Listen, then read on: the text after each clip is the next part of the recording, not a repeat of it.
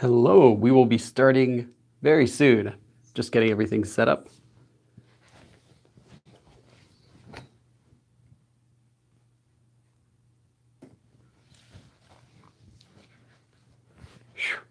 Yes, we're going to be doing sentence structure today, and we've got a big class for that. Let me just finish getting the chat set up because the chat sometimes has issues with getting set up, so I want to put that first. Just 1 second.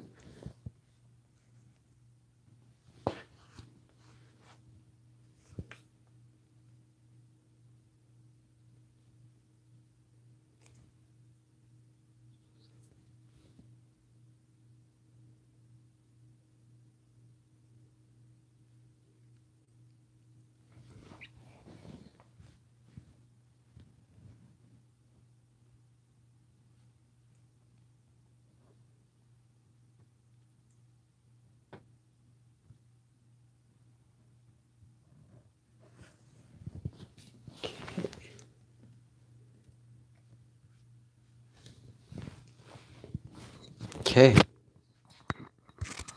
All right, give me just 1 minute and then we'll start. So you can watch KiCat while you're waiting.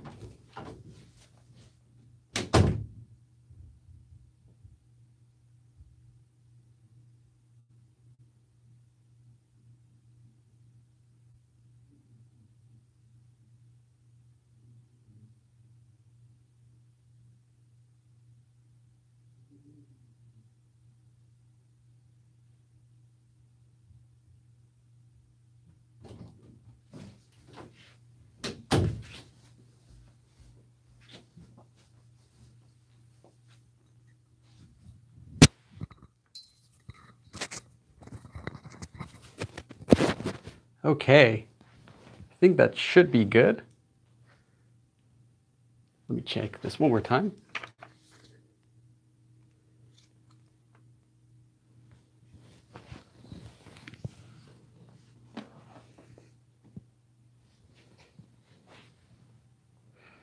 Okay, all right. Thanks everyone for coming. KiCat, you can go back behind the board where you were staying before. Let me just put this down here. Yes, so someone asked if this is going to be the regular time for the streams. Maybe. I think this time works pretty well. So if everyone's okay with it, I might just make this the regular time. But I do want to make a note that the live streams aren't always going to be every single Sunday forever. Because of course, if I'm going on a trip to Korea, or if I have some really busy schedule, I have to finish a certain video, then I won't be doing a live stream. But in that case, I'll always let you guys know in advance if there's going to be a live stream. So for next Sunday, there will be another live stream, probably at the same time, at 2 p.m. again. And if there's not, like I said, I'll let you know in advance. So you won't expect one and then there's not one. I'll always tell you if there's going to be one. KiCat gone too soon. Yeah, KiCat's okay. KiCat's just right here. She's just hanging out behind the whiteboard, making sure I don't make any mistakes today. 10 p.m. in England. That's right, yeah. 10 p.m. in England, 6 a.m. in the Korea right now. Watch your book, but never went into it, but we'll know. Oh, well, that's good. Please make the next one about turning verbs into adjectives. It probably will be, because actually for a while, that was the most popular request, was how to turn verbs. So let's say like you have 먹다, so to eat, but you want to say like the person who is eating, right? The person who is eating. I want to meet the person who is eating pizza. So maybe you see a guy over in the corner of a room and he's eating pizza. So you say, oh, I want to meet that guy who's eating pizza, right? And then you can change it to become, I'm not teaching this lesson. 먹는 사람 means person who is eating. You can do 피자를 먹는 사람, person who's eating pizza. And there's a lot of stuff you can do with that type of grammar. Originally, I was going to do that because most people were voting on that. But the last 2 days, we had a lot more votes for sentence structure. And I also wanted to do a lesson on sentence structure anyway. So I think what I'll do is this week I'll do sentence structure, and then next week I'll do a lesson about turning verbs into adjectives, because I think that's also really useful too. And it can kind of help you get much more natural, longer, complex Korean sentences, and it's simple to do. So it's not a really complicated topic either. Let's see if you, oh, and I'll say, I say this every time, but if you see me looking down, it means I'm looking at your comments, because I have your comments actually on a separate screen. Yes, if anyone has any issues, you can go ahead and tag A Himang. Hopefully I can actually pay attention this time. Let's see. Just checking a few comments. We started a few minutes early, but now it's 2:05, so I guess we could just go right into the lesson. All right, let me check to see who's here. Oh, wow, we have 200 people here. Okay, that's great. So today we're going to be talking about sentence structure. Now, every resource you'll find that teaches Korean will have a lesson about sentence structure, but each resource will go into it at a different depth. So you might, for example, we'll start with the most basic. So SOV, this is the most basic Korean sentence structure, and we'll work up. So this is the most basic thing, and we'll get to more complicated. So what this means is subject, object, verb. This is the organization of a Korean sentence, but this is the most basic organization of a Korean sentence. If you just know this, you can't make a Korean sentence unless it's really short. So a subject will be something that does something, or something that you're talking about. Like if you wanted to say, I like Korea, then I is the subject, right? But if you wanted to talk about something else, like that monkey is pretty, well, the monkey is the subject. The monkey is what you're describing. So monkey would be the subject in that case. A object is something that a verb, which is like a verb is just to do, to eat, to go, to swim, to study, to sleep, to wonder, to worry, to think. All of those to do things are verbs. And there's thousands of them. You know, in Korean, there's thousands in English. Anything that those verbs can affect, for example, to swim. Can you swim something? No. But you can eat pizza, you can eat kimchi, you can eat, and I don't know what else you can, I'm trying to think of food, cheese. You can drink water, you can study Korean. So all of those things that you can affect with a verb, you can close a window or open a window or open a door. All of those things, the door, window, pizza, kimchi, those would be an object. So if you wanted to say, I like Korea, well, what are you liking? To like is the verb, so you like Korea. And then at the end is the verb, so like. So this is the most standard, simplified, it's too simple, so it's actually kind of useless. But it's good to know just for a general, when you're learning Korean your first time, I think everyone should learn this kind of basic thing. That way they can adjust their expectations. They can curb their enthusiasm about Korean. So we can have I Korea like, and in Korean, we can just switch this to become 저는, which is I, 한국, Korea, and then which is the object marker. We're not going to be talking about these in depth. We're just talking about overall sentence structure today. So, and then you can have 좋아해요. Let me check the comments to see how everyone's doing. Yeah, just if you say something in the chat and I don't reply to it, feel free to repeat it. If it's important, then other people please repeat it to me, because when I'm teaching, I'm not going to be looking at the comments just to save time. But I will try to look at the comments after I do every small topic I do. Let's see.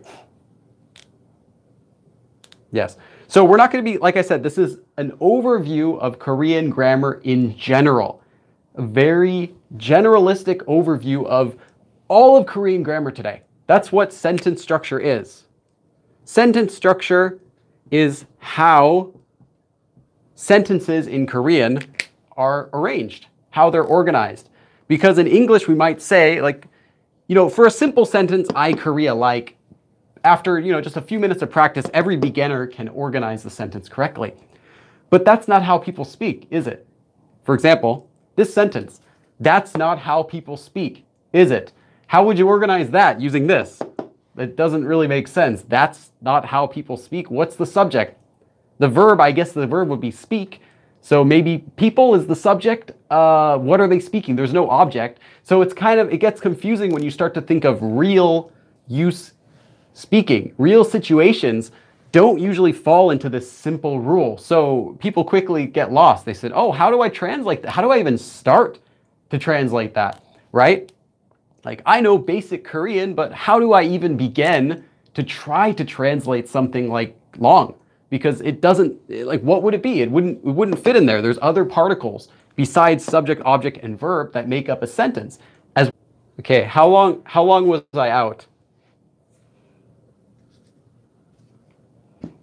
How long was I out? Because I wasn't checking my stream on the cell phone.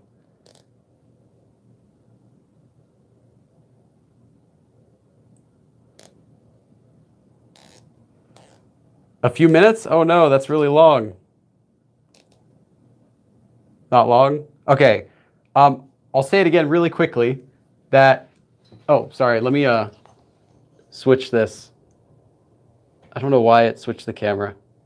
Okay. All right.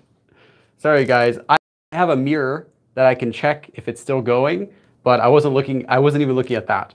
So I'll try to check that more often because sometimes YouTube can have issues with streaming. Anyway, so again, I'll say this is the most basic structure we're going to be talking about right now, but then we're going to go into every single piece of Korean structure. So we'll learn about all of the different types of structure pieces that Korean can have. So first of all, like I said, subject, object, verb. If you have this sentence, let me give you another sentence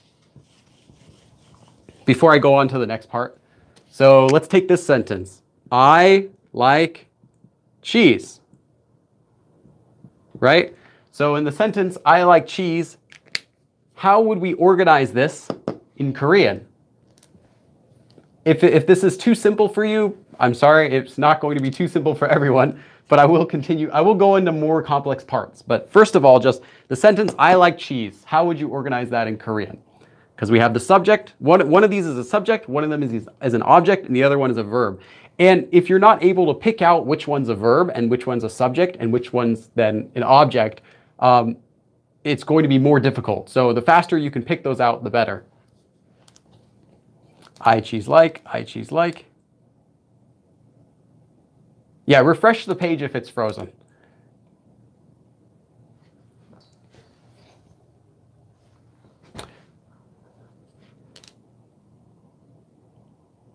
Or you can change it to something else if you like, I like BTS, okay? I'm just going to do this because I know a lot of people are fans of BTS. I only know like one of their songs, like Summer or something, or I'm not sure. I only know one of their songs. But so in the sentence, I like BTS, how would you organize this? Okay, I'm catering to you guys right now. See, I'm hip, I'm cool. Yes, so okay, same thing. So the object here is, well, first we'll start off from the subject. Subject is what is doing an action. So what is doing something in the sentence? Or what are we directly talking about in the sentence? Well, that's I. So I. What is the object?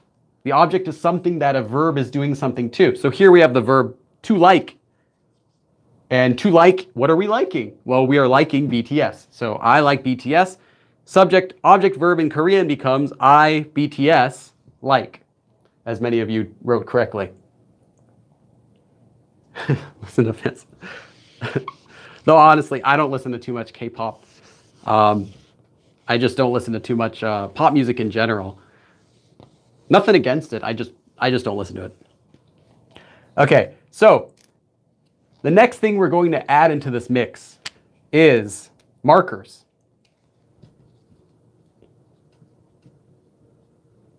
Okay, I'm not sure why it's doing that. At least I caught it this time, but I hope it doesn't keep happening, because one time I did a live stream. It wasn't a class, but one time I did a regular live stream, and every 3 minutes it kept crashing, YouTube's app. So I'm not sure, but and then I tried restarting my phone and it still did the same thing. So I think it's a YouTube app problem. I hope we're not having that again. Let's see. Yeah, I cleared the cache last time too, and it still did it. It's just a problem with YouTube's app.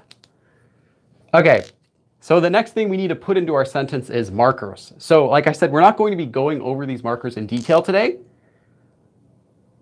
You need to give us your login info. You tried going live from your computer? No, I have, but the quality was really bad. So I wouldn't want to do that. Okay, yeah, like I said, we're not going to be the app crashes on many times during the day. Yeah, I'm not sure why. So I'll try to keep an eye on this stream. I'll try to watch the mirror I have. So if I see it crashes, I'll try to turn it on right away. But hopefully I'll be paying attention. I'll try to pay more attention to it. So the next thing we have to stick into our sentence besides subject, object, and verb is we have markers. And we have the object marker, which, like I said, marks an object. And we're not going to be talking about these in detail today because it wouldn't do them justice to give them a quick overview. We have the subject marker, I or ga, and then we have the topic marker, un or nen. Topic, subject. Oh, and the subject marker shouldn't be confused with the SOV thing I told you about. This doesn't mean subject marker. This just means the subject of the sentence. So the subject of the sentence could have an object marker on it. It could have a topic marker on it, or it could have a subject marker on it. You don't know. It's just the main thing, the main part of the sentence that's doing something or being described. So don't think that because it's subject object marker that you have to put the subject marker on every sentence in Korean, or you have to mark everything that's doing something with the subject marker. That's not true. So it just happens to share the same name. In fact, some people go and call it something else. I'm not really sure. There's like another name for it. Some people I've heard called it. Okay, so these have to go in a sentence, and there's one thing you need to know about these. These will never go. I'll just say where they don't go. These do not go directly after a verb. So if you have the verb like, I like 먹다 because it's pretty easy to go over. 먹다, right? To eat. These markers will never go directly after a verb like this. You would never say 먹다를 or 먹다가 or well, actually 먹다가, but that's different. It wouldn't be a subject marker. 먹다는, you wouldn't say 먹를 or 먹이, 먹는. You could, but it's not these markers. So these markers are not ever to be used after a verb. These markers are only to be used after, well, specifically after a noun. A noun is anything. You know, in English we say a noun is a person, place, or thing, right?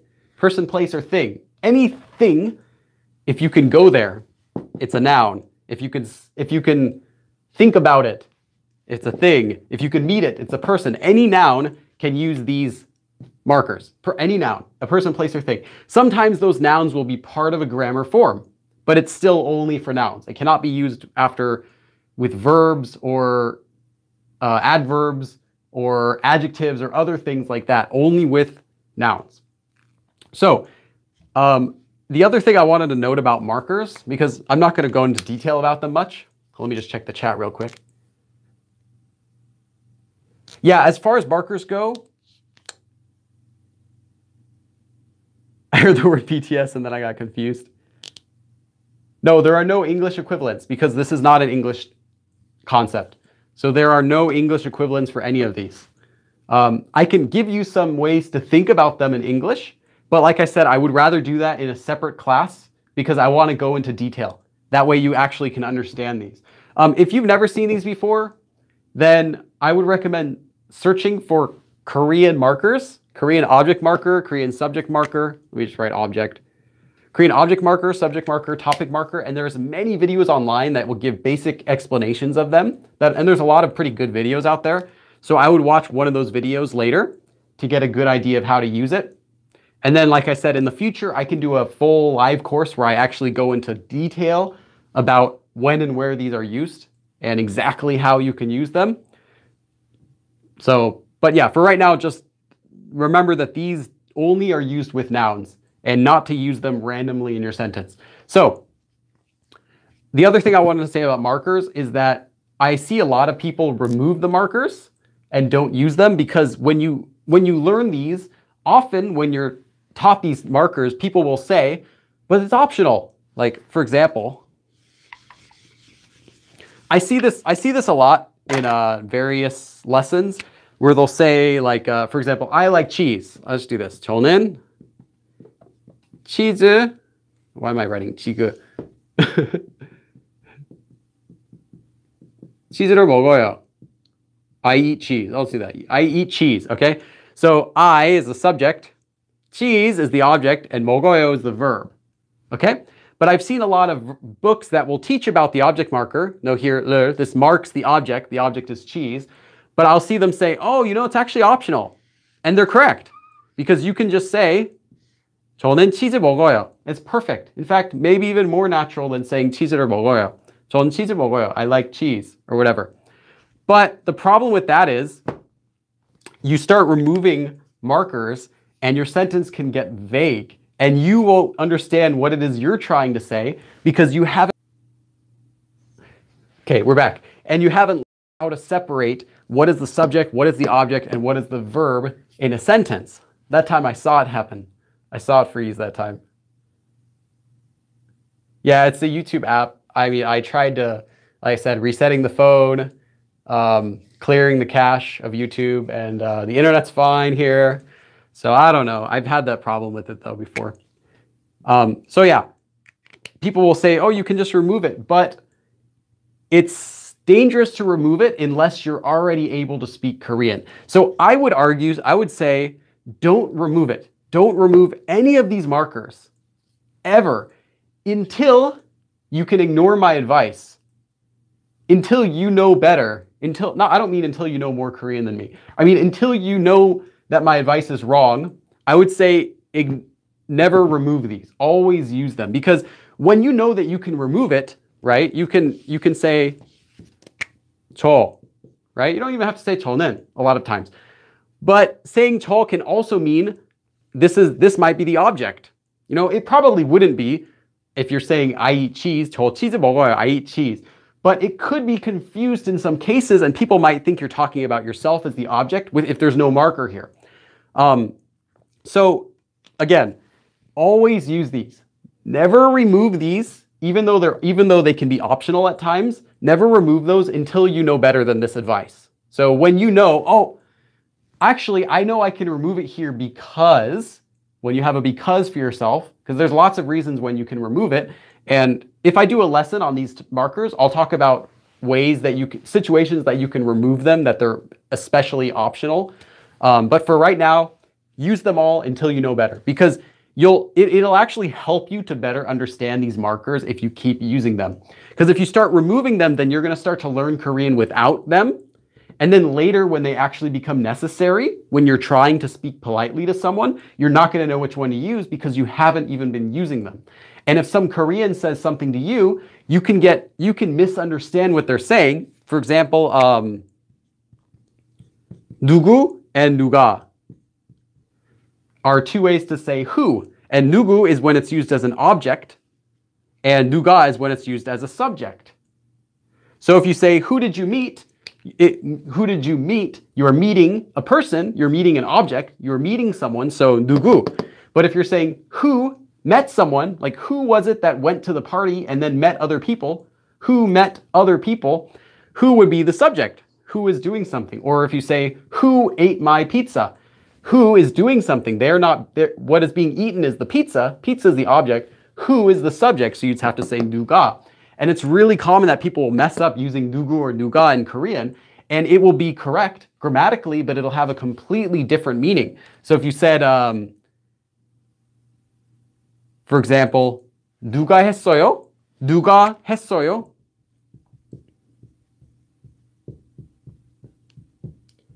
It would mean who did it, okay? But if you said 누구 했어요, it could mean someone did it.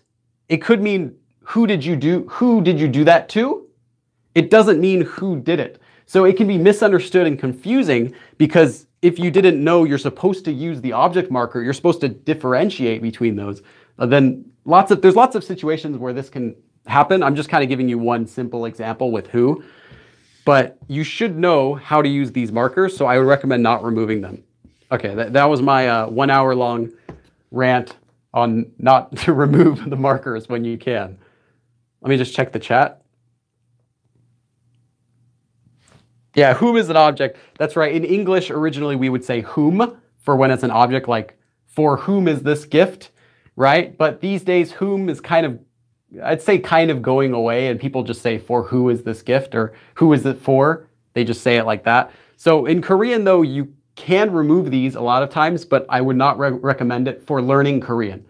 Just because, like I said, it can kind of lead you down the wrong path and cause confusion later on. So for a quick review again, markers go after a noun. I'll put this after noun and not after or before anything else. So you won't see them before a noun. So if you wouldn't see 는, 저 for like me, it always goes after the noun. So it always be 저는 or 저를 or 제가, something like that. Like 50 words in Korean, I can't make a sentence out of any of those. That's okay. This might be too advanced for you. The subject-object-verb SOV explanation might be enough for today's lesson if you've never seen any of this stuff before. Finally got it. Okay. That's right. If any of this lesson you don't get, it just means you haven't learned that far yet. So don't worry about it. Like I said, if you walked into a class that said calculus, calculus for all level, like calculus advanced class 401, and the teacher is giving you an explanation of something that you've never heard, then you say, oh, I can never do this. I don't know any of this. This is way too hard. Well, yeah, you're in the wrong class.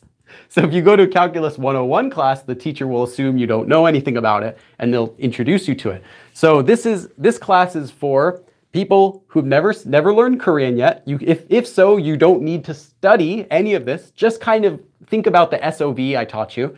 But if you've already learned it, you can follow along further and further, and we'll go all the way up to, I'd say, high beginner or low intermediate level of understanding about Korean sentence structure. So if there's something you don't know, that just means you haven't learned it.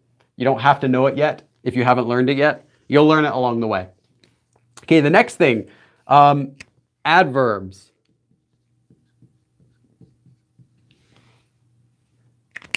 Okay, adverbs will always come before the verb.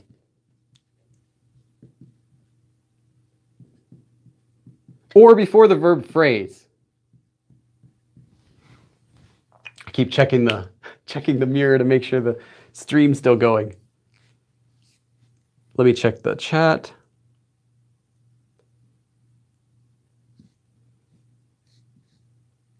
Please explain subject marking participles. No, not this time. We'll have to do that in a later lesson because it would take a lot of time to cover those. If I were to do a quick lesson, it would be better for you to just watch a YouTube video. I'd rather do a nice explanation of them. Okay, so adverbs will come directly before a verb or a verb phrase. Now, first of all, a verb. So we have our verb before. 먹다, to eat.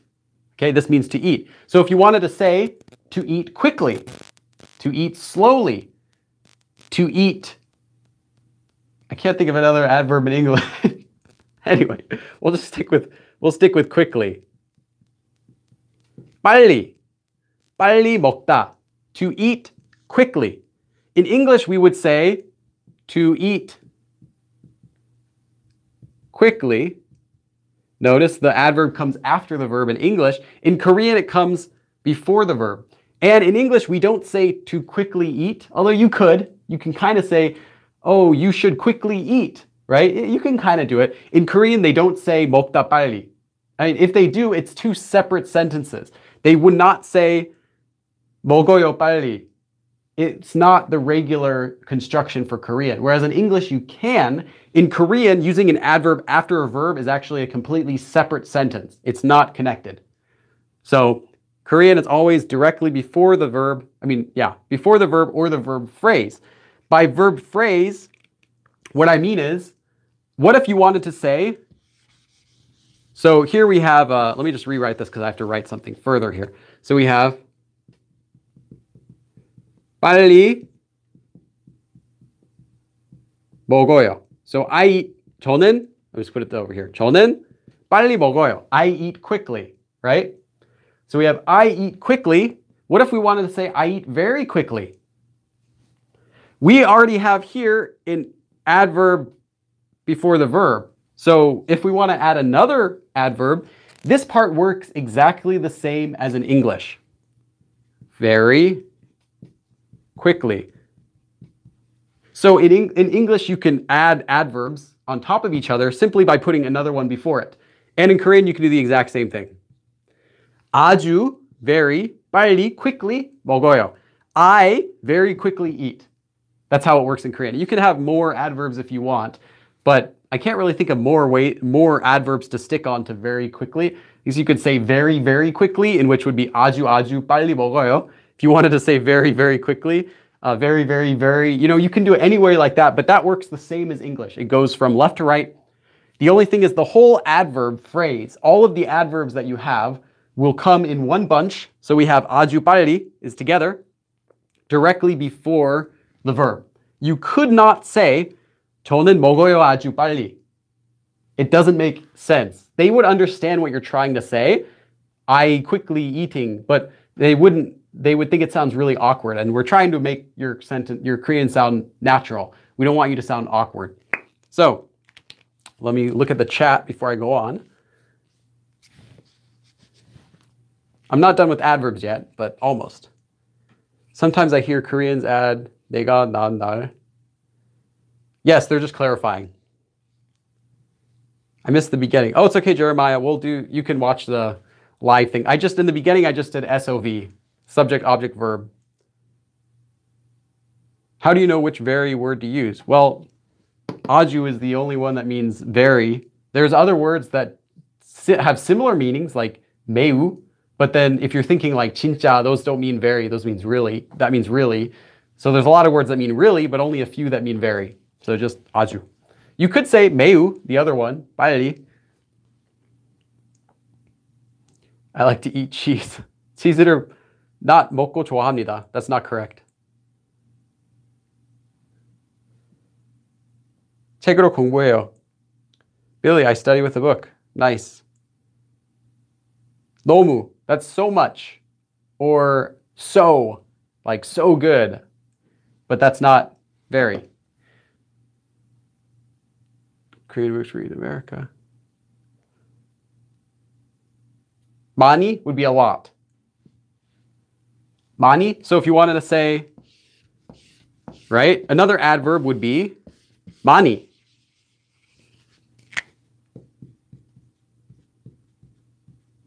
많이. I know I'm writing kind of quickly for time, so let me try to make this a little nicer. 많이. 저는 많이 먹어요. I eat a lot. 많이 means a lot, but 많이 is an adverb. So what does that mean? It means it goes before the verb.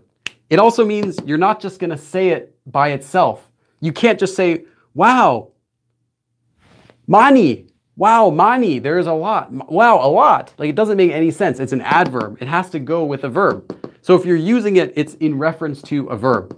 So you don't use it by itself. That's what I'm trying to say. Because I've heard some people say, using a lot, just like in English we say, wow, that's a lot. They would say, some people would say this. 그게, or 그것, 그거 많이. 많이예요. That is a lot. Right? 많이예요 from ida, to be. 많이예요. It doesn't make this doesn't make sense. This is wrong. Because 많이, like I said, is an adverb, so it has to go with a verb. How it describes what a verb is doing. So there's no verb being used in here except 이다, which is a descriptive verb. That's like an adjective. So you can't use it here. It has to be 많이 something, 많이 do something. Okay. But actually, let's go further with that. Let's go further with that. So now we have 많이 먹어요. Let me check if you can still see all that. Yes. Okay. So we have 많이 먹어요. So I eat a lot. But like I said, this is not just for before verbs, but also before verb phrase. So, or other adverbs, basically. So if we have other adverbs before, like I said, 아주 for very, you could say 아주 많이, I eat really a lot. I eat very a lot, literally in Korean. I really eat a lot. But we could also do other things here. So what if we wanted to say, I eat a lot more than him?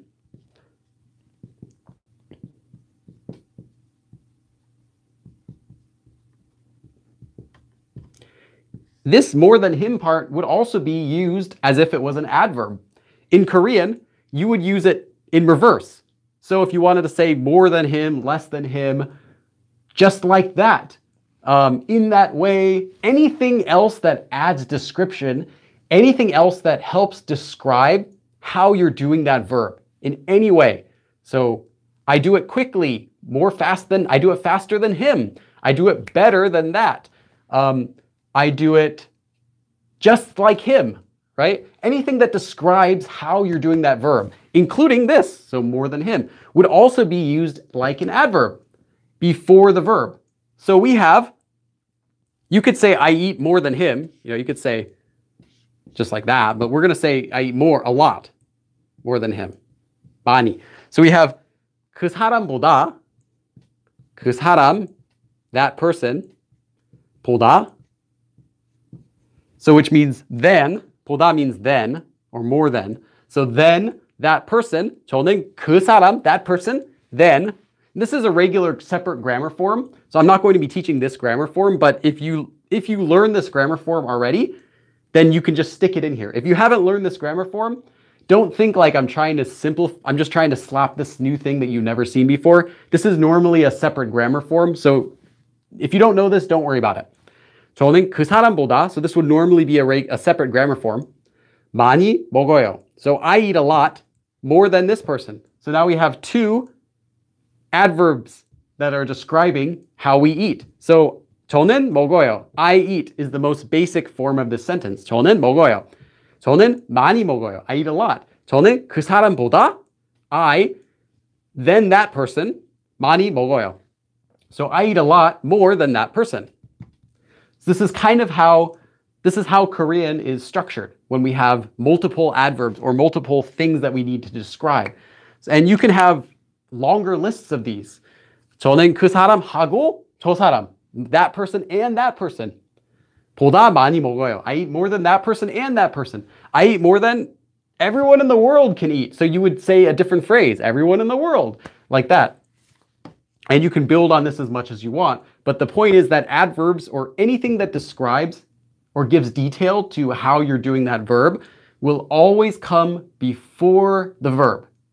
So that's, if you only remember one thing, adverbs or however you're describing a verb always goes before a verb in Korean.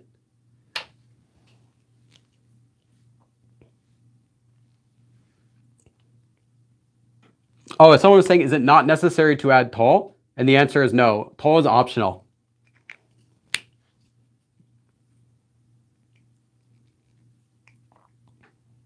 I say K after the verb, 기쁘게. K is just a type. There's some descriptive verbs, some adjectives that become adverbs by attaching K to the verb stem. Like I said, I don't have time to go into every single topic today for this lesson. But if you see stuff that ends in K, it might mean that. It might be a type of adverb. So 기쁘게 means happily. So how are you, let me think about this. How did you work yesterday? How was your work? You could say, oh, I worked happily. So you could say 기쁘게 일했어요. I worked. Someone was asking about this K ending here. So but this by itself is just an adverb. So again, adverb followed by the verb. I worked happily. I can't really think of why you would want to say I worked happily, but yeah, sure.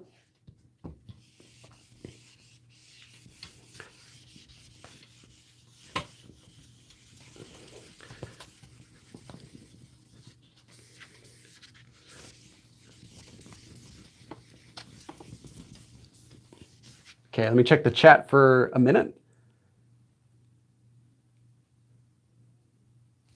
You could use mana. Yeah, in that case, mana would also be the verb in this structure. Because in Korean, adjectives are actually all, well, not all, but adjectives actually, most of them come from verbs, descriptive verbs. For example, 많다, to be a lot, becomes 많아요, or you can conjugate it a bunch of different ways. But you would still put an adverb before it. So if you wanted to say really a lot, you can say 진짜 많아요. Because 진짜 is an adverb and 많다 is a verb. Although it's not an action verb, it's a descriptive verb. And I think I have a lesson about that on my channel as well. But basically, always, just remember the adverb comes before whatever the verb is.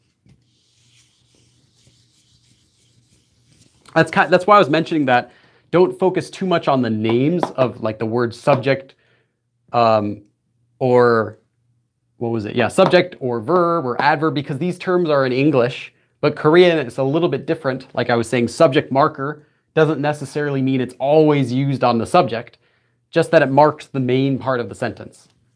It marks what the subject is of that sentence, what's doing something, or what is being described directly. Anything that has a verb for it. Yeah, anyone who's watching and wondering if they can see this again later, this stream will be uploaded to the channel and it's going to be about 2 hours. So I'll try to keep it just under 2 hours so you can watch it on like 2 times speed and do a quick review later if you miss it.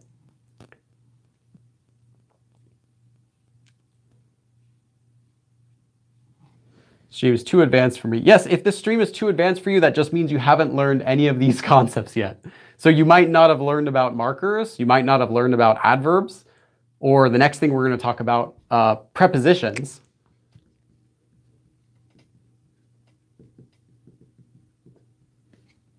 So if you haven't learned about it, like I said, don't beat yourself up. You'll learn about it later.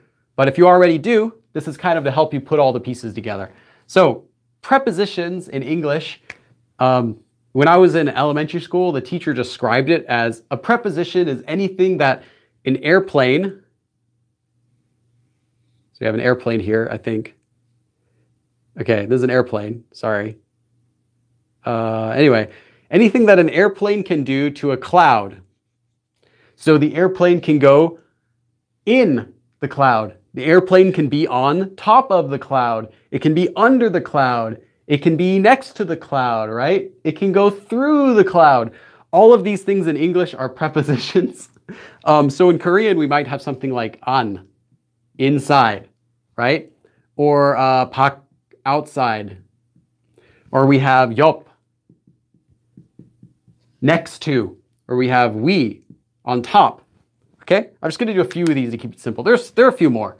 In Korean, though, in English, they're called prepositions, but in Korean, these are actually, oh, hey, muin one.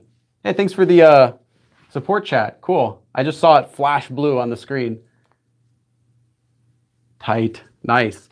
In Korean, these aren't prepositions. So in English, we say preposition, preposition because it comes before. So we say on the table. It always comes before whatever it is. In Korean, these are called postpositions.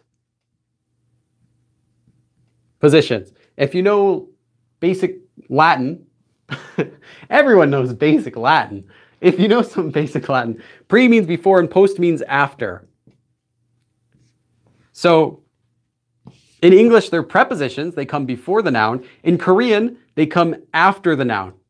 So if you wanted to say inside of the desk, you would say desk inside.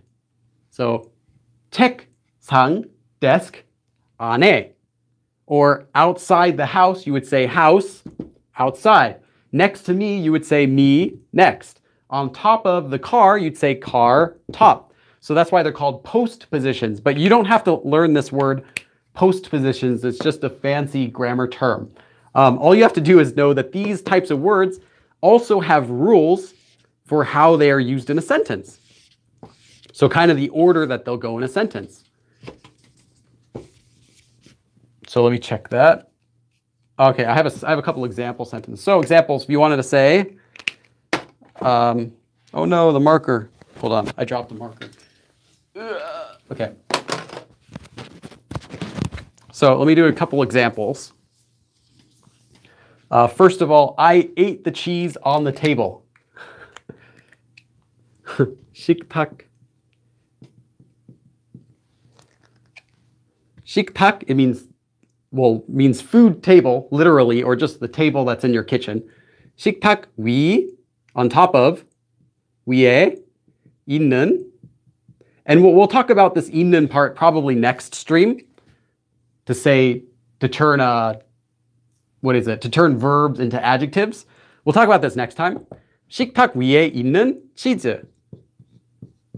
That means the cheese that is on top of the table. So in Korean, like I said, postpositions, here we, on top of, come after the noun. So we have table on top of, 있는 just means exists. So the cheese, like I said, we'll talk about this more next time, so don't worry about this part. But the cheese that exists on top of the table, so we have cheese here, then we could say 를 먹었어요. So I ate the cheese that is on top of the table. In this case, this sentence actually happens to be exactly opposite from English, except for the word I. But here, ate cheese that is on top table. So yeah, prepositions, just remember they always come after what it is that they're going to be used for. I want to give one more example sentence here. Let's do this one in black. Okay, I slept under the bed. 저는 침대 밑에서. So we have 침대 밑. 밑 means underneath. So underneath the bed. Then 에서, which is a particle, another particle. 잤어요. Okay, 저는 침대 밑에서 잤어요. I slept under the bed. You can also think about this. So remember we learned that adverbs also come directly before the verb. But I said not just adverbs, but anything that's describing how we're doing the verb. In this case, 저는 잤어요. I slept. How did I sleep? Well, specifically, I slept under the bed. So you can think of this whole section here, under the bed, as being describing how we slept, right? So of course, this should go directly before the verb. And it is.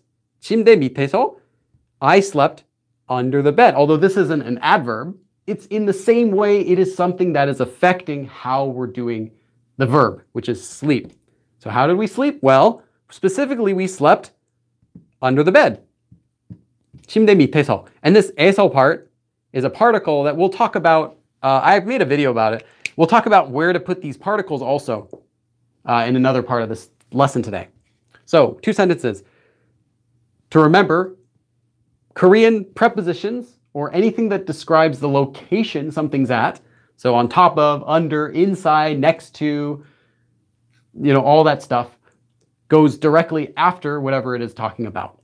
So I'm going to check the chat now. 그럼 뒤에. Yes, 뒤에, behind. 뒤에 is also another postposition. The difference between 에서 and 에, I have a video about that. If you search on my channel, 에서 or 에 and 에서, you'll find a video I made about those. But basically, 에서 is whenever you're doing an action verb at a location. And if it's not an action verb, you use 에. That's it.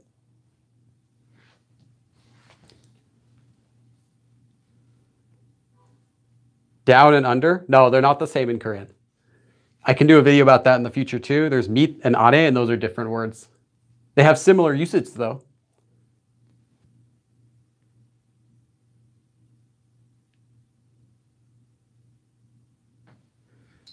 Can you use 곁 in place? 곁 is another postposition. Like I said, the postpositions there are many of them. Some of them have similar meanings, but not the exact. An versus 속, that's another good one. Yes, those don't both mean inside. They're slightly different. So you'd say 마음속, inside of your heart. And then an would be a physical inside. But you also can use 속 for like forest and stuff. I think Talk to Me in Korean also has a video about the difference between an and 속. So you can check that out because I didn't make a video about it yet.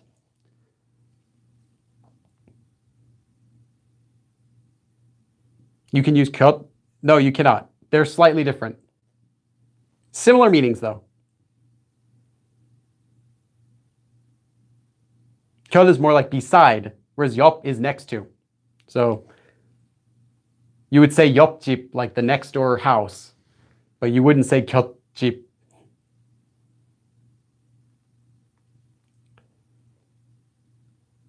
Well, if Talk to Me in Korean or if any other website or YouTube channel has a good lesson, then I'm not usually going to make a lesson on something that someone else already did really good, unless I think I can do a better job. So in this case, I like Talk to Me in Korean's lesson on the difference between an and 속. So you can check that out. They also have some on other differences for the particles. But yeah, there are lots of different particles. They're not all the same. You can't just switch them around with each other. Although many of them have similar meanings in English, they actually have different usages. Think you should do a book signing? Come to Textile, you'll be the one person that shows up. I don't know how many fans I would have to do a book signing.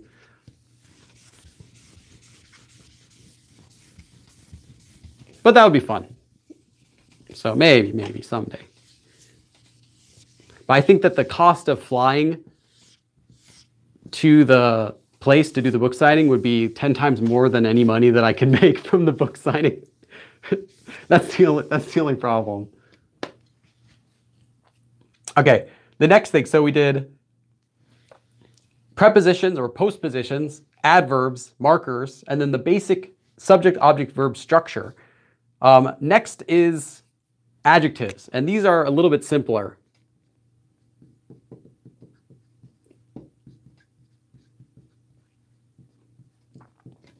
Okay, adverbs work just like English as far as how to organize them. Adverbs will go directly before the noun. So if you wanted to say, for example, let's see, I eat, so we have I eat cheese, right? I'm just going to use these sentences because I like these sentences because they're simple.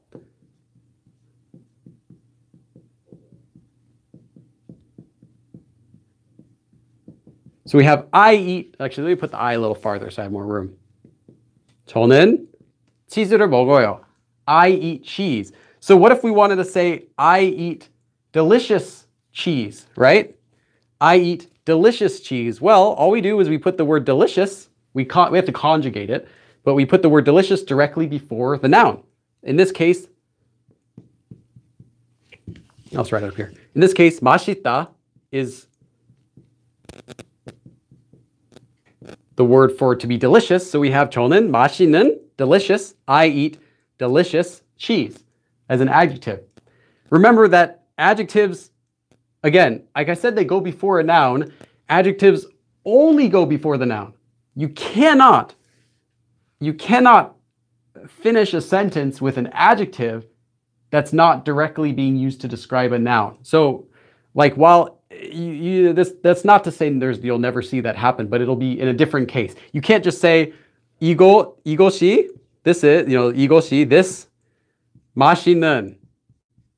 Oh, why am I doing two? 맛있는. Right? This is delicious. Or no, you might think, oh, that's wrong. Some people might think this. Oh, some wrong. You have to conjugate 이다, 입니다 at the end. So some people might write 이것이 맛있는이에요 or something like that. And this makes absolutely no sense. So I'm not laughing at you if you do that. I'm warning you, do not do this. So adjectives, because this is already conjugated. This is already conjugated to be used as an adjective. If you didn't conjugate this, if you did not conjugate this, it would be a descriptive verb.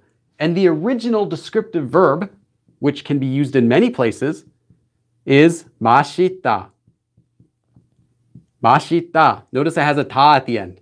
That means it's the original dictionary form, the original form that you would find if you were studying this topic. So 맛있다 means to be delicious.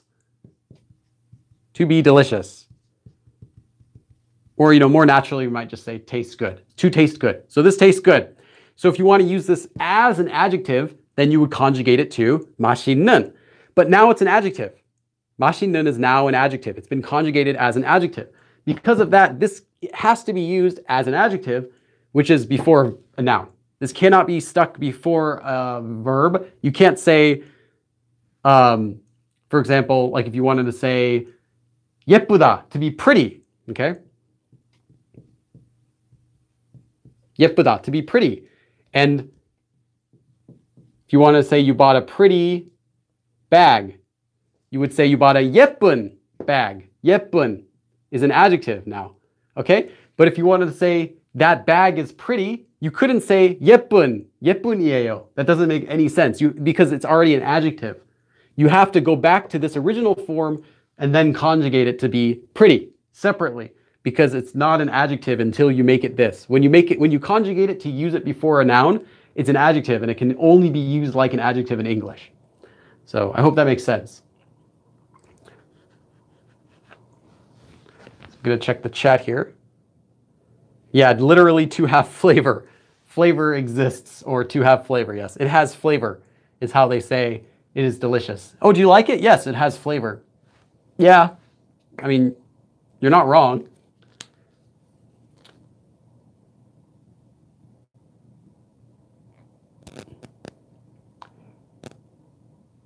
저는 개를 너무 좋아해요. Yes, I love my dog.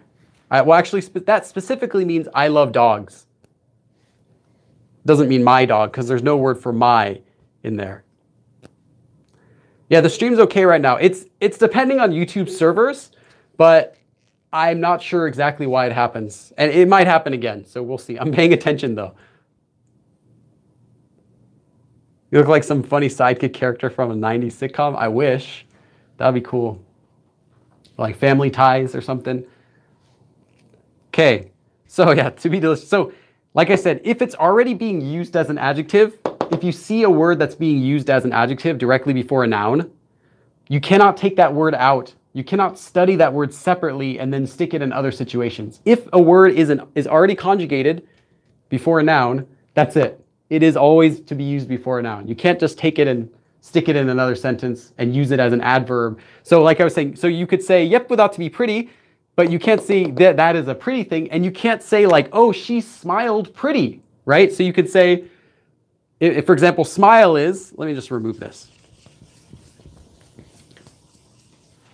So she smiled. Let's say her name is Susie, right? Suji. Suji is the girl. So 수지는 say 수지가. So 수지 웃었어요. I totally think it's funny that ut looks like a person. Okay. Susie smiled. 수지가 웃었어요. So you wanted to say Susie smiled pretty, right? Oh, her smile was pretty. She smiled pretty. So people might just say, oh, 예쁜. And it would be completely wrong here. Because like I said, 예쁜 is an adjective, and it cannot be used like an adverb, which is how it would be used here. You'd have to make it an adverb to use it as an adverb. So depending on how every word is being used, it might have to be completely differently conjugated. So in this case, you could say 예쁘게, prettily, pretty, no. Actually, prettily is, I think, what it literally translates as, but pretty is what we'd say. And this is an adverb. So 예쁘게 is an adverb and only an adverb. So you couldn't again say 예쁘게 미소, pretty smile. That makes no sense. It has to be conjugated according to how it's being used. And every descriptive verb will conjugate differently based on how it's being used. Okay. And if you're thinking, Billy, why are you stressing this so much? Like, I got it. Well, yeah, a lot of people don't got it because I see this type of mistake used all the time. So I want to warn you about it so that you're aware. I think people just misuse it because they're not sure. Like, people don't really know that they're doing anything wrong. Of course, of course they're not doing it on purpose. But people don't realize that they're making this mistake because they're not thinking about how the word is being used. So remember that.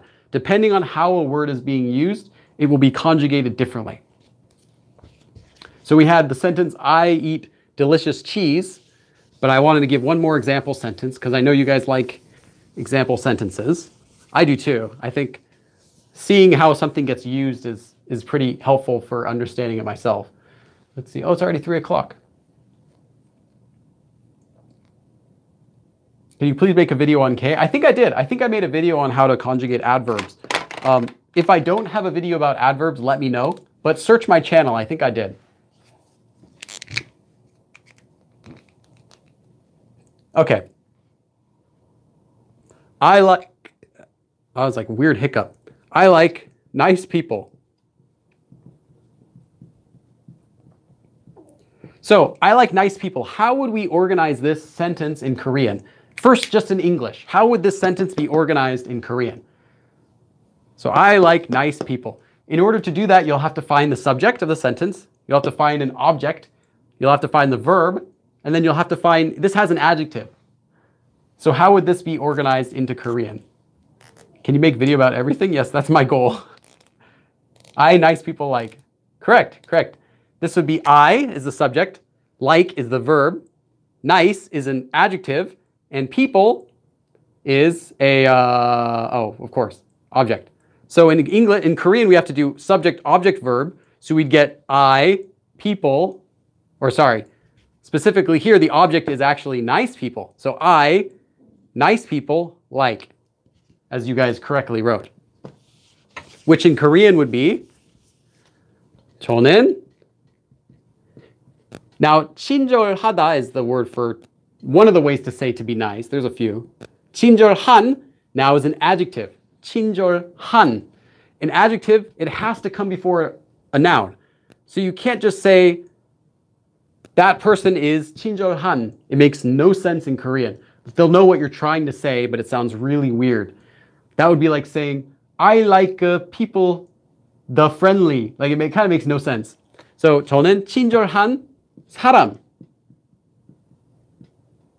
I, nice person. So it's an adjective. It has to come together with a noun. So we can have 사람들, people, or 사람들만, right? Only, we'll talk about using these types of particles next too. 저는 친절한 사람들만, only nice people. 좋아해요.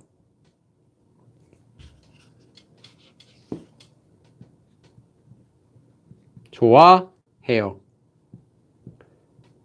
I like only nice people. So here again, the adjective is 친절한, nice people. But it has to come with a noun because it's an adjective. 친절한 사람들만 is only. And like I said, I'll talk about how to use these two. 좋아해요. We're covering every type of piece that can go into a Korean sentence in today's lesson, though none of them in detail. So I like only nice people. But we only have 3 more to go. 3 more main topics. The difference between 저는 and 나는. Yeah, that would be another big lesson I wouldn't have time for today. But typically, if you're not close friends with the person, you should always use 저는. If you're really close friends with them, you can use 나는. Or 나 or 내가 or any of those forms with this letter. But if you're not, you have to use the forms with this letter. So that's the simplest explanation I can possibly give. I'm rushing Korean. I can't speak Korean yet. Oh, that's cool though. I don't like limes. Why? What did limes ever do?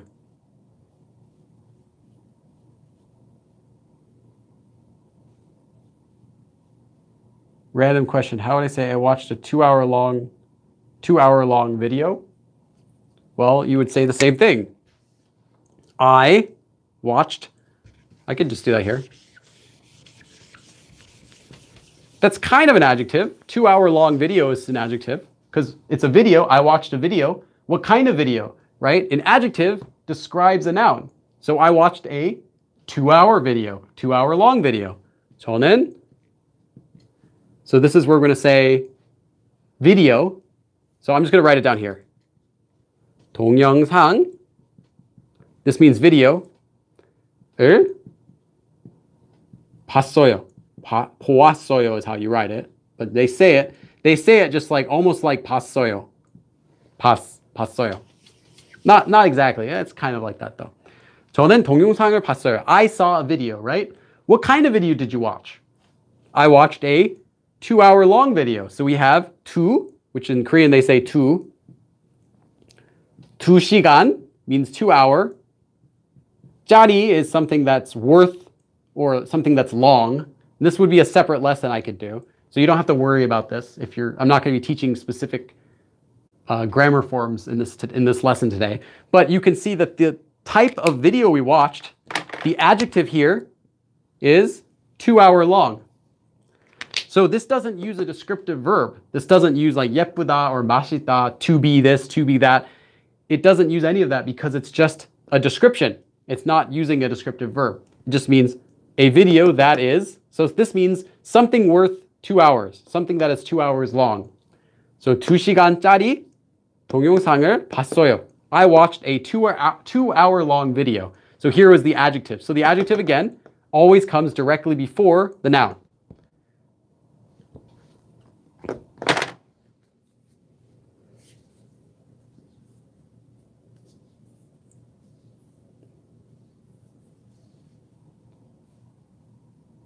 Billy's making a song. The name is Oh City Streetlights. What? I can't do translation though. I don't have that kind of free time anymore. I don't do translations because they would take a lot of my time. Okay. So the next thing to talk about is location.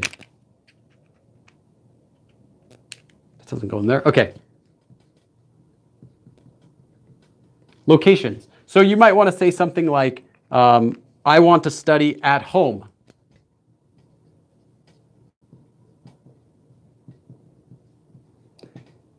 In English, we typically say the location at the end of a sentence, but there's not really a, oh, what am I doing? There's not really a rule.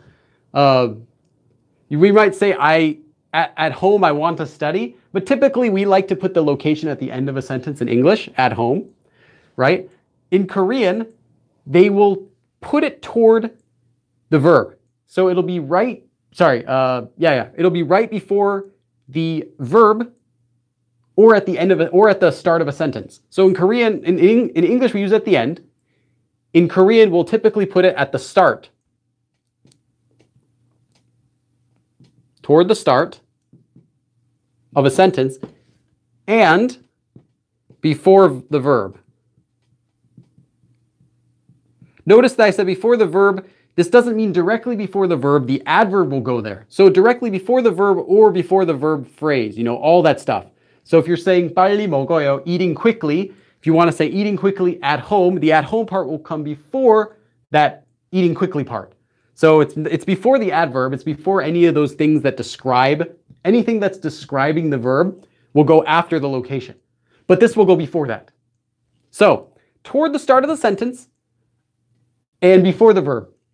Now you might think those are different. Like, what if the sentence is really long? Like, I did this, I did this, I did this, I did this. And then at the house, I studied, right? You're thinking, how do I put that toward the start of the sentence? Well, it would still go, you can do either one. So these can be used at different situations. If you want to emphasize the location,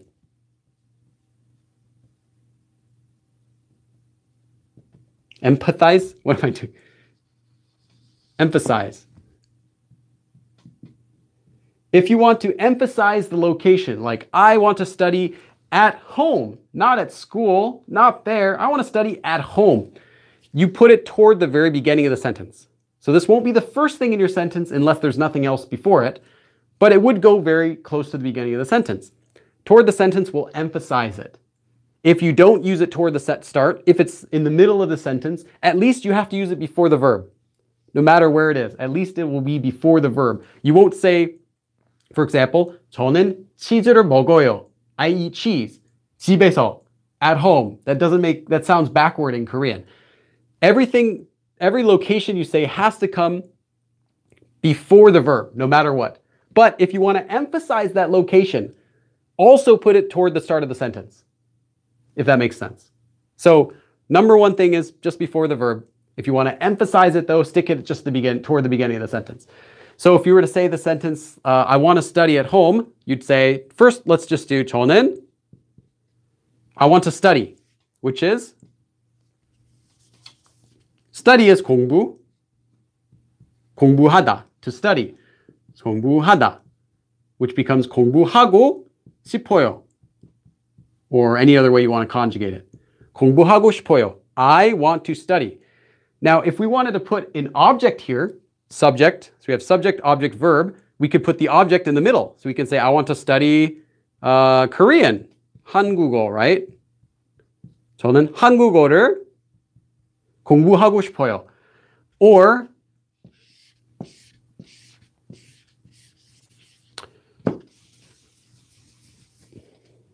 sorry, I just need more space. 공부하고 싶어요. So we want to study at home. That comes before the verb. So let's put it here. 저는 집에서, at home.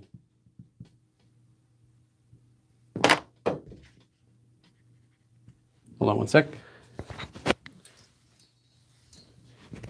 I want to study at home.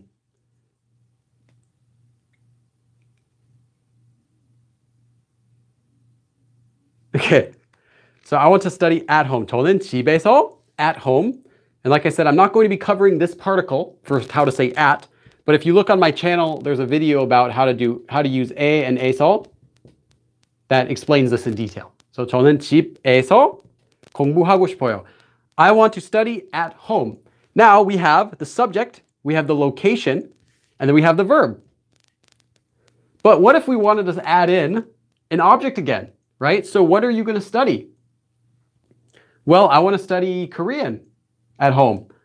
I want to study art at home. Let's use art, right? Art is 미술. 미술. So, sorry, I know it's crowded here, but we can say 저는 집에서 미술을 공부하고 싶어요. 미술을 공부하고 싶어요. I want to study, what do I want to study? Art. So that's why I'm saying before the verb, but not directly before the verb. What comes directly before the verb would be the adverb, right?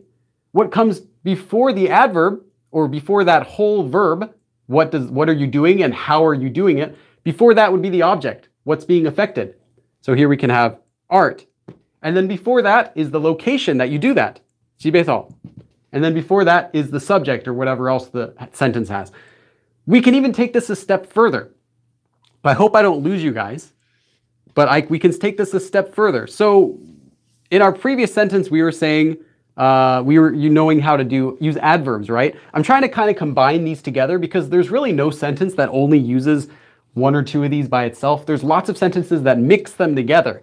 And when they get mixed is when people have confusion over them. So 저는 집에서 미술을, I want to study art at my house slowly, right? Slowly. So I said that the verb comes after the object because Korean is subject, object, verb. So all we have to do is 천천히, or however you want to study. The word slowly came to my mind. So we could say 천천히 공부하고 싶어요. I know it's getting kind of messy. Hopefully though, if you're listening, it should be okay. So we have, again, the verb, the adverb, which comes directly before the verb, as I said. Then before that, the object. So what is it doing? So we are studying art slowly at home. I. So now we're getting a little longer with these sentences. But if you remember these individual rules, you can be able to put together your own sentences, even if they get really long, because the basic idea stays. We have, how did you do something? That's the adverb. What did you do it to? What did you do? Well, you studied. And what did you study? You studied art, which is the object. Where did you study it? Well, that comes before the verb, before the verb phrase. The verb phrase is just the whole thing that you did. Well, the whole thing that I did was I studied art slowly. So before that, before whatever it is that you're doing, you say the location. So, and the subject also would come before that, because the subject comes early on in the sentence to show who is doing something in the first place. So I, at home, art, slowly, study, in Korean sounds really complicated until you break it down and realize that's just following the same rules. These always follow the same rules. And you can move things around in the order a little bit, but I'll talk about that next. But in general, they will stick to this exact order of how things will go together. Okay, I'm going to check the chat for a minute. If there's something that you've wanted to say to me, and I missed it, feel free to say it again. I'm going to check the chat for just a minute, and then I'm going to finish with the last two things. This is just water. I just didn't want to open my bottle of water.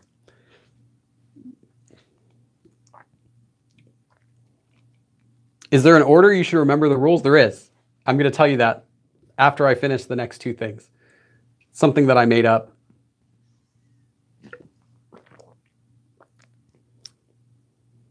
When should I start learning adjectives and adverbs? When your curriculum guides you there, because your curriculum is like your teacher. Now, curriculum is just a guide of a list of things that you need to study and in what order. And Talk to Me in Korean has a free curriculum. I have a book series that has a curriculum built in. I might even make another video about a Korean curriculum that you can use, but a curriculum is just a guide that says, learn this in this order. Learn this stuff in this order. And you should really be following one of those, because it's like having a teacher. So it tells you what order you should be learning things in. That way you're not getting confused. Because if you just go online and try to learn Korean, you're not going to be learning things in a good order. And you might be learning things too early and it'll get too confusing. Or you'll miss learning about, worse is you'll miss learning about something really simple that you should have known at the beginning, but you didn't because you didn't have a curriculum.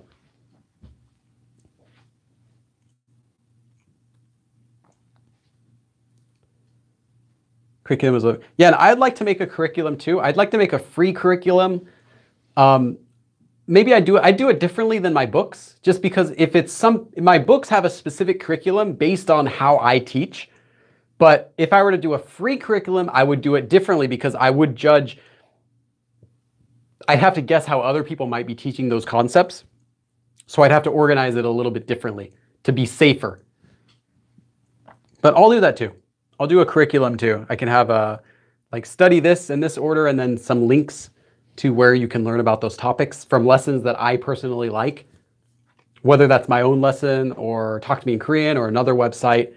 I'd like to do something like that.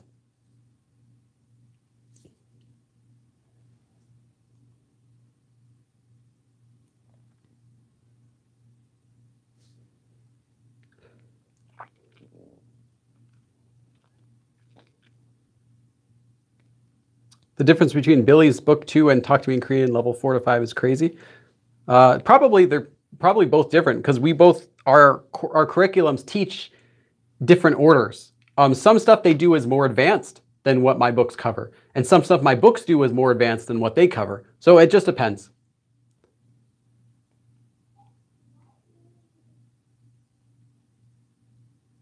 I wish you do short sessions where you dissect the grammar of a few sentences. Would you want that to be a live class or a video? 저는 집에서 우유를 마셔요. Not 마신다. I drink milk at home. But yeah, the organization is correct. Either. Okay, I can think about that. Maybe I could do something like a extra live stream for members or something, or just an extra live stream sometimes. That would be nice. Okay, so locations come before the verb or the verb phrase. And again, the verb phrase would be just everything that you're doing, or everything that the subject is doing and everything about how they did that. So like they did it quickly, they did it faster than him, you know, all that stuff, slowly, smiled pretty, like, you know, looked happy. All of that stuff would be part of the verb. So this comes before that. You know, eat cheese. Well, I ate cheese at home. Remember that the object that the verb is doing something to is also part of the verb, part of that whole phrase, which comes after the location. So location comes early on, it's before whatever happens and what happens to it. So next thing is particles. Actually, well, we already did markers, but let's see. How would this be different? Okay. The next thing is this is like an addendum. This is an additional piece of information on the particles. So I already taught about, you know, just where to put markers. They go directly after a noun. But sometimes you might want to use more than one marker in a sentence. So you have the object marker.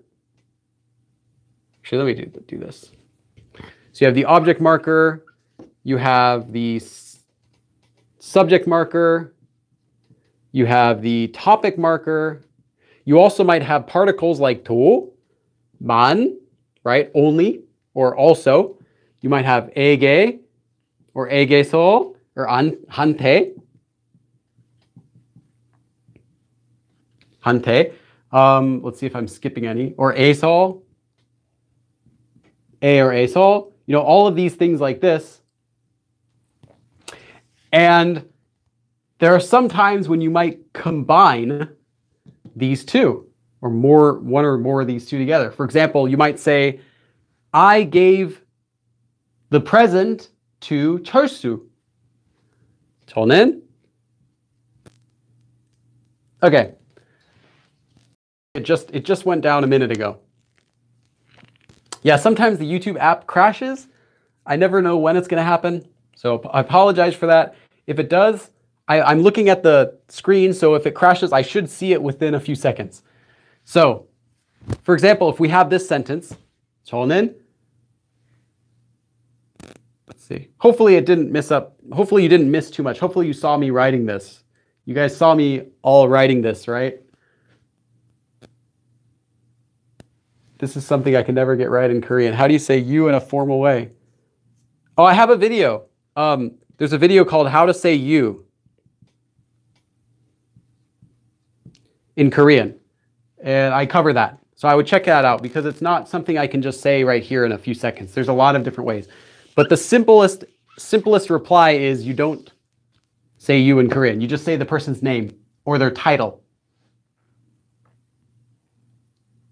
I saw you writing 저는. Okay, that's good. Because I looked up and I wrote and I looked again and it was gone. Okay. 저는 철수에게, so I gave something to 철수. So who did I give it to? I gave it to 철수. So this 에게, what if you wanted to say, I gave it to 철수 also? Well, normally if you said also, you would use like 저도, I did something. But no, you want to say you gave it to 철수 and you gave it to your friend Sarah. So I gave it to 철수 and I gave it to Sarah.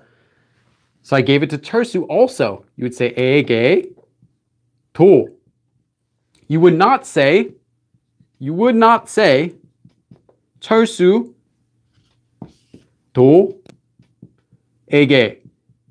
This would be wrong. 철수 도에게 would be wrong.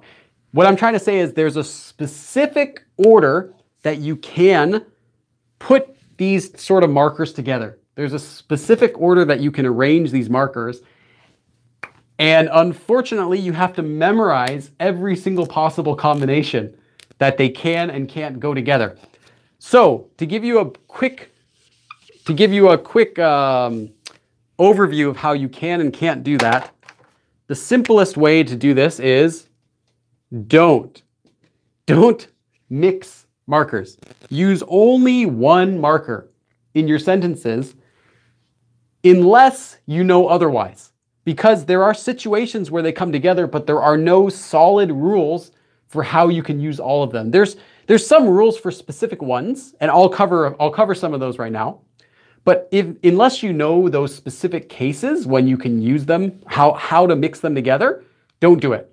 Instead, if you wanted to say, I gave it to Charsu too, but you don't remember, is it ege to or just to? It's just ege. I gave it to him. Don't try to stick in another particle unless you're sure that it's going to grammatically make sense after you do that. There's a lot of resources for studying Korean. Some of them do some things better than others. There's no perfect resource, but there are better resources. There are some bad resources out there, but you can judge which resource is good and which one isn't by asking people who've already learned Korean. So ask people who already can speak Korean, what resources would you recommend? Or what do you think about this resource? And they'll tell you. You don't want to ask other beginners what resources they'd recommend because beginners wouldn't know what resources are good and not because they don't know when there are mistakes. They don't know when there's a good explanation of something. Like there's multiple ways to explain things. There's a lot of ways to explain things that are all going to be correct. But there are some wrong ways to explain things. And sometimes various internet random blogs might have a lesson about a topic that explains something incorrectly. But a beginner wouldn't know that because they haven't learned that yet. But someone who learned Korean could look at it and say, oh, this source is great.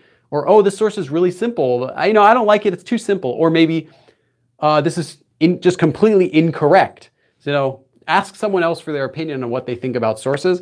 Don't just ask other Korean beginners because you might get misguided information about that.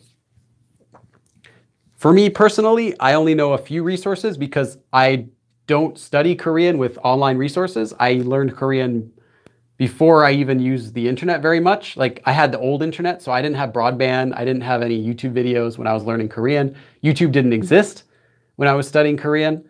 So the stuff I used to learn Korean isn't really around anymore. They're like some old textbooks and stuff. But yeah. Okay, so there are specific combinations that you can do. For example, you just have to memorize these individually. So I'm going to give you a few of them. If you want to combine the topic marker with another particle, it can go after that. It would go after that other particle. But it doesn't mean you can use this with every particle. You cannot combine un with to. You cannot combine the topic marker with to. But you can combine it with most of the other ones. So you could say, oh, sorry, you also cannot combine this with the subject marker or the object marker. It would be, you can combine the nun with, and I'll give you these specific ones you can combine it with. With man, it becomes manen. With subject marker, it become, with this one, it would become ege는 or ege서는. With ante, it's also ante or ante서는. With 에서, it's also 에는 or 에서는. Like that. These are just specifically 4 cases when you can combine this topic marker with another particle. Just these. Besides these, there are a few others, but besides these, don't do it because you'll be wrong and it'll sound awkward. So it's only specific cases when you can do it. But notice, just one thing to point out, like I said, there are some tips for this. It does come at the end. It won't come before.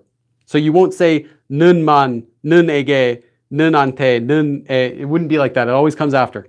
So just, yeah, the easiest thing, like I said, if you've never thought about combining them together before, is don't worry about it. Just don't do it. If you're already at a point in your Korean where you're okay combining some together and you feel like you want to, keep it to these. And I'm going to give you a few more. So now I'm going to erase these and I'm going to give you a few more that you can do. Okay, yeah, I'll do that.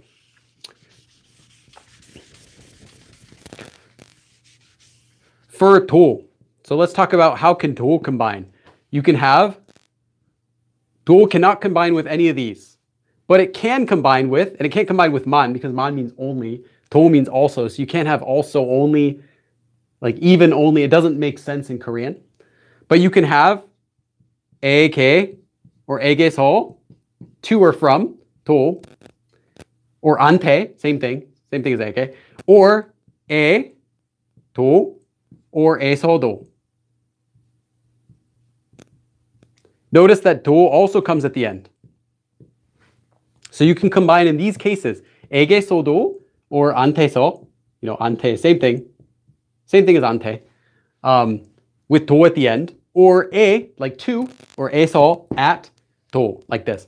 It will not be, 그 사람 도에게, it wouldn't be 도에게 or 도한테 or 도에 or 도에서. It wouldn't be that way.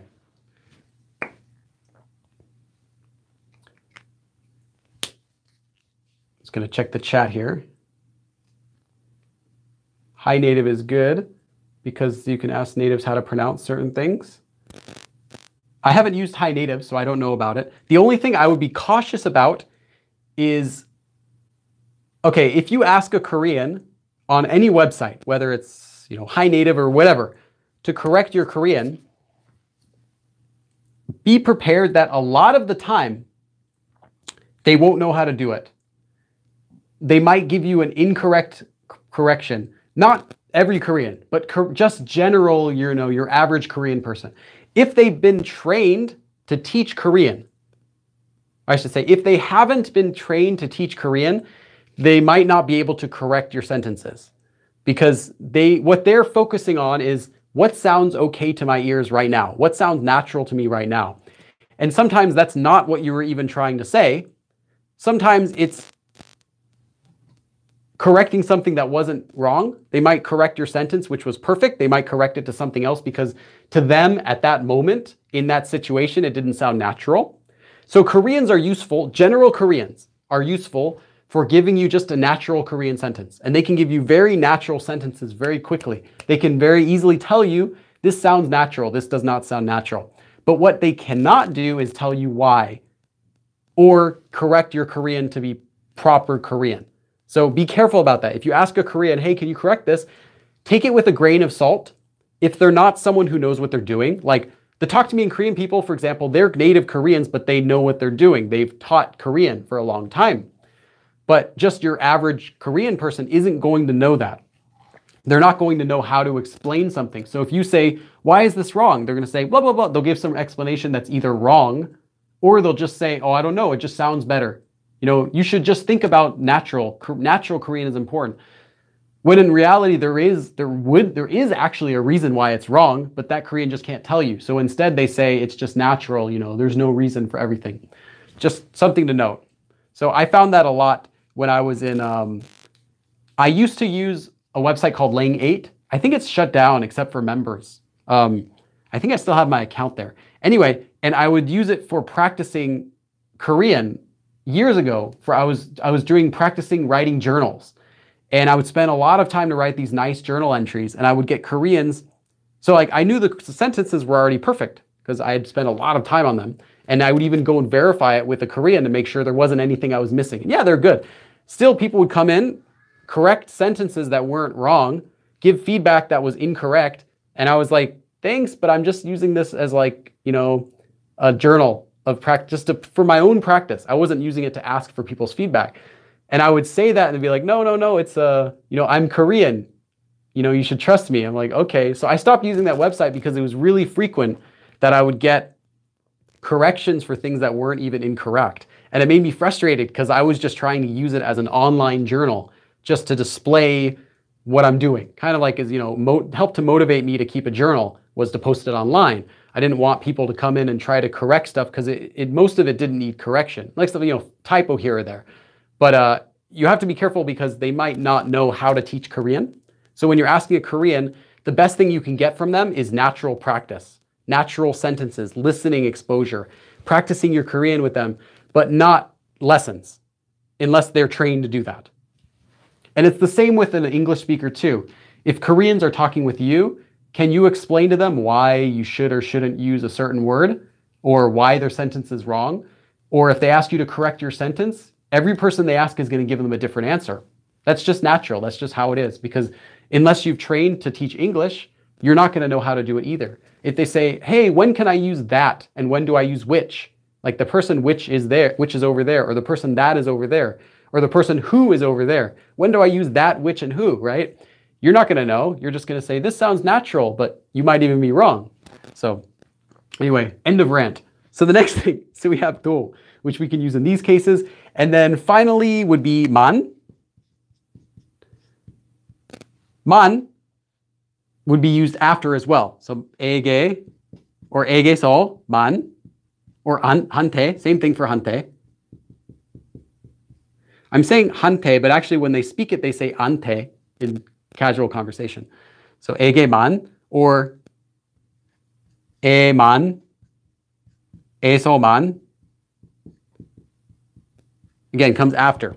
But this one can also be used with the subject marker, 많이, 많은, and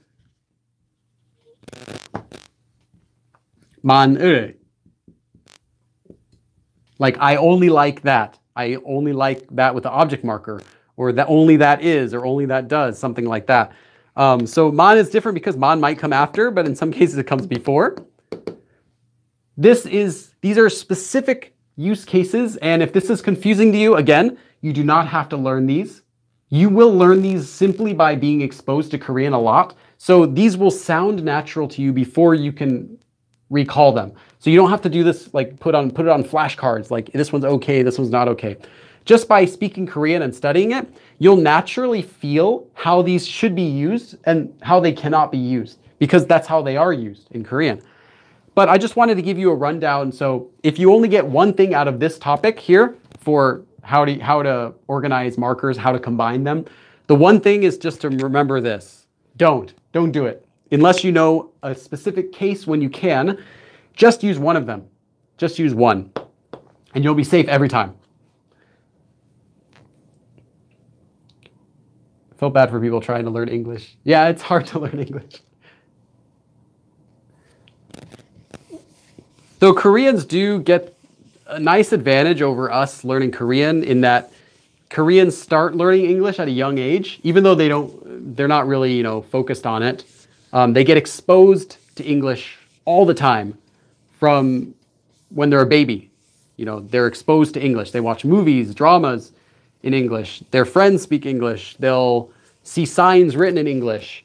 They take English class. They have to pass tests in English. Even though they might not speak it, they still get this giant amount of exposure from a young age. So it's not easy. They still have to go through a lot of effort to do it, but they do get an earlier exposure. Whereas for people learning Korean, usually people don't get exposed to Korean until they graduate high school and they decide they want to study it. Or if they're in high school and they decide they want to study it. That's pretty much it. But the advantage of studying Korean is, as an English speaker, we already speak English, which is harder, I think. So we get to learn Korean already speaking English, which I think I'd rather speak English natively than Korean natively. I think English is, in the circumstances, I think it's harder to learn English than it would be for me to learn Korean. Okay, so the last thing we need to talk about. Time. When something happened. There's two places to put this. The very beginning of a sentence, or right after the subject. I'll just say after the subject. So you can either use this it is right after though. Okay. You'll either use this in the very beginning of a sentence or after the subject. So in English, we would say something like, actually, let me write this the way we might do this. Okay. In English, we could say the time at the beginning of a sentence or at the end of a sentence. Like we can say, I went to the library yesterday, right? But you could also say, yesterday I went to the library. It would sound perfectly fine too. What's the difference between saying, yesterday I went to the library and I went to the library yesterday? Well, yesterday I went to the library, you're emphasizing yesterday. Like you're trying to set the stage. Like, okay, we're talking about yesterday here. I went to the library. In Korean, though, you don't do that. You don't switch the time around. The time will go at the very beginning of the sentence or right after the subject, which means you'll either put the time here after the subject or right here at the beginning of the sentence in Korean. So we would say yesterday, which is 어제. 어제. Let's see, which would be a good way to say this? Yeah, I guess you do that. Okay. 어제 or 저는 for I went to the library, which is 도서관. 도서관 means library. 에 to 갔어요. 갔어요. I went to the library yesterday at the very beginning. Or, like I said, or directly after the subject. 저는 어제 도서관에 갔어요. That's it. That's the only place you're going to put it. If you wanted to move it around somewhere else in the sentence, you could, but that's not what they usually would do. And I'll talk about how you can do that also. So sometimes things are moved around and there's a use for that, but typically this is the rule for how it will always be to sound the most natural. It's horrible if you don't know the words. Yeah. My native language is Portuguese. I find English easier. So most Italians don't even talk correctly Italian. Yeah, I think it's that people who are native speakers might not have the best grammar or know about the language the best. Okay, we got 15 minutes left, so I think that should be okay. Okay, so the very beginning of the sentence or right after the subject.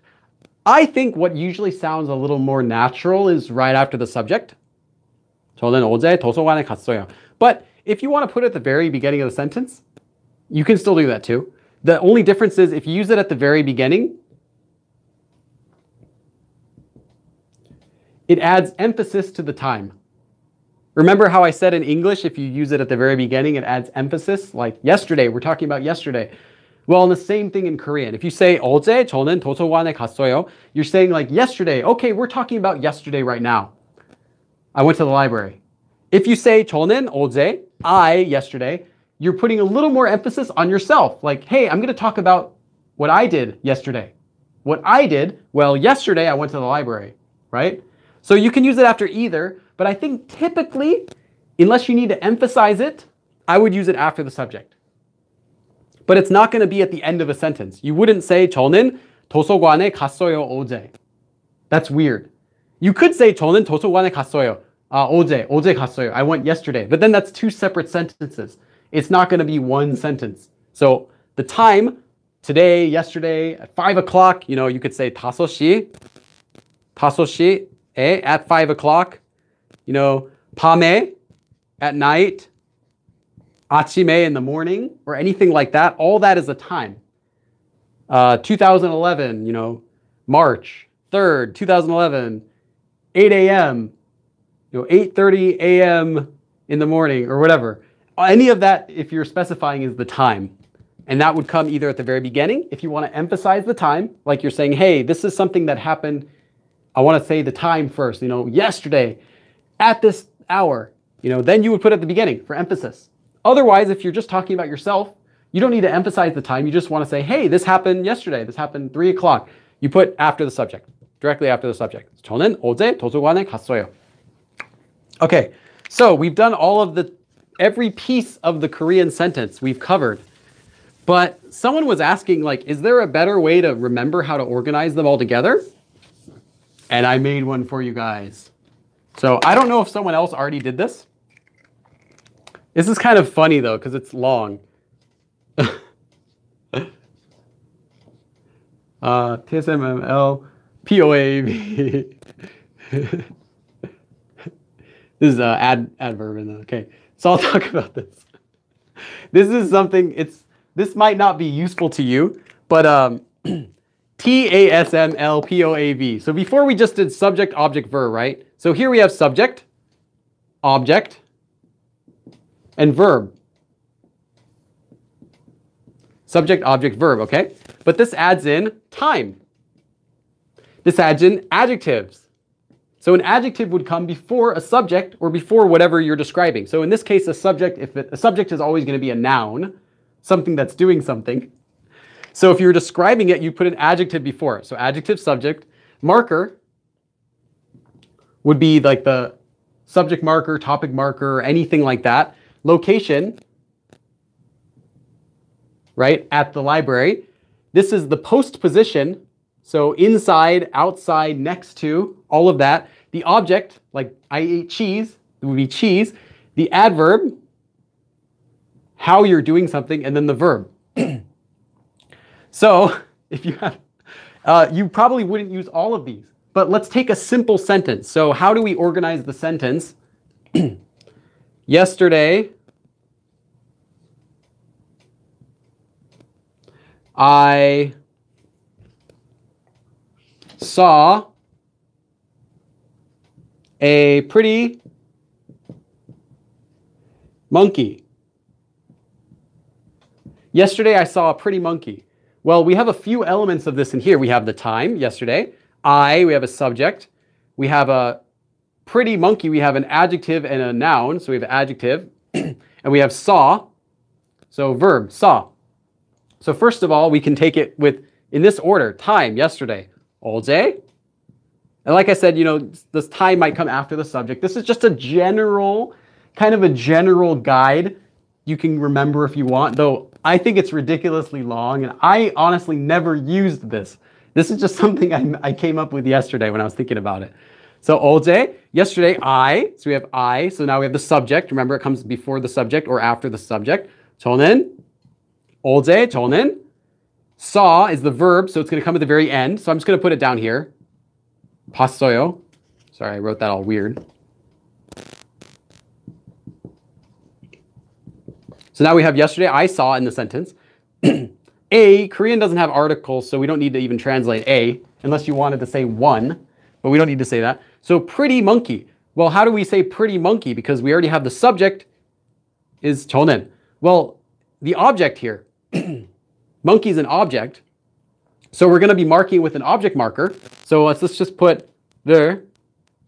I'm not sure if it's going to be or le yet, but actually I already know it's le, but okay, the object marker just goes there. So what goes before here is I saw a monkey. So let's just first translate monkey. 원숭이를 봤어요. 어제 저는 원숭이를 봤어요. I saw a monkey yesterday. Now we have a pretty.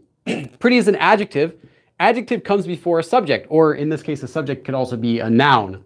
So we would say 예쁜. 어제 저는 예쁜 원숭이를 봤어요. Yesterday I saw a pretty monkey. So this is how you can use this TASMLPOAV. And you know, the object might have its own adjective. It might have its own thing that's on it. Maybe this is, I didn't see a pretty monkey, but I saw a pretty monkey who was dancing, right? Then you have to say who was dancing or that was dancing. And we would need to know how to turn a verb into an adjective, which we'll probably do next week. So 어제 저는 예쁜 원숭이를 봤어요. Yesterday I saw a pretty monkey. And we have this general order that sentences will go in Korean. And like I said, when I taught these individual pieces, I mentioned that some of these can be moved around. Like I said, you can have the time directly after the subject. So you could also say ASMT, you know, time after the subject marker, time, location, post object, verb, you know, like that. But this is the general form. So you can kind of remember this as an extra study guide if you want. But I did want to say one more thing before I finished, and I have a quiz, that these sometimes can be arranged differently. So you might see a sentence that you're looking at the sentence, you're thinking, hey, this doesn't seem to follow this at all. The adverb's like way after the verb. The location's way over here, right? The subject is over there or something. Sometimes you can get sentences where they're not arranged the way they're supposed to be. There's two reasons for that. One is the person speaking incorrectly and they're just, you know, they're spouting out everything that they're thinking. And when you're speaking in English too, you might say things out of order just because you're trying to get your point across. So That's the same thing Koreans can do sometimes. They might say something blah, blah, blah, blah, and then they realize, oh, I should have said quickly. Then they would say it again. They add in quickly really quick into the sentence, even though it's not where it would normally be. And that's fine. But just know where it's supposed to go when you write it. Because if you were to write this stuff out of order, it'll look really awkward. Whereas if you speak it and you make a little bit of a few mistakes by missing up the words, it's not that big of a deal. They'll think, the Korean who's listening to you will think, oh, he must have thought of that later and is sticking it in now. That's okay. So that's one possible reason, is that the person's just speaking quickly. Another possible reason is to emphasize something. So sometimes moving these things around to where they're not supposed to be can emphasize them. Like if you were to say, I saw a pretty monkey. So I'll just use the same sentence. 예쁜 원숭이를 봤어요. So I saw a pretty monkey. 저는 예쁜 원숭이를 봤어요. If you wanted to emphasize, you know what? I want to emphasize a pretty monkey. Or I want to emphasize me. Like I saw it. 예쁜 원숭이를 봤어요. 저는, 제가. You say 제가 at the end. You could just stick it at the end.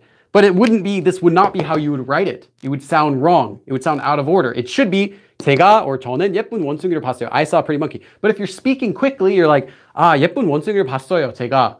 Like, that'd be like, oh, I saw a monkey. I did. I saw it. Kind of like emphasizing yourself and adding it to the end of a sentence. 예쁜 원숭이를 봤어요. 제가. I did it. I saw that pretty monkey. No one else did. You know, you can move things around in a Korean sentence when speaking, when you want to emphasize them. But just know that grammatically, you're not supposed to do that. And it will be considered wrong if you do it in an essay or you're writing a letter to a friend or something like that. All right, so now we've covered all of the main things that we're going to do for this lesson.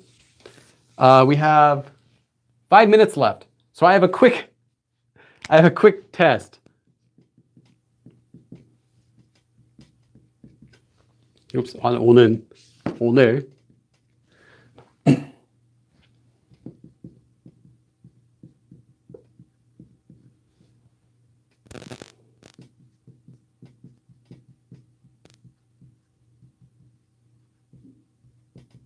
도착했어요. Then 늦게. Okay, so we have this sentence in Korean that's out of order. Try to see if you can rearrange this sentence. I'll tell you, 오늘 means today, 늦게 means late, 저는 means I, 학교에 means to school or at school, 도착했어요, arrived. So we want to say, I arrived late at school today. So how would we organize this sentence in correct Korean? With these pieces. You don't have to conjugate anything, you don't have to change anything. Just take these pieces and stick them together in the right order. So how would we do that?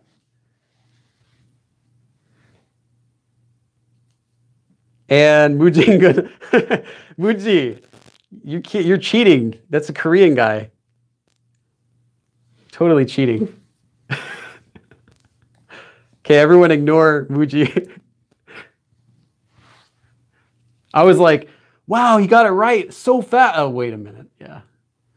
저는 학교에 늦게 도착했어요. Okay, 저는 오늘 학교에 늦게 도착했어요. 오늘 저는 학교에 늦게 도착했어요. Okay, yeah, you guys got it. So yes, the time comes very early in the sentence, either the very beginning or right after the subject. So you could say 저는 오늘 or 오늘 저는, either one. 늦게 도착했어요, the adverb, late. And then the location comes before that whole adverb, before the verb and the adverb. So 학교에, at school, arrived late. Okay, next one.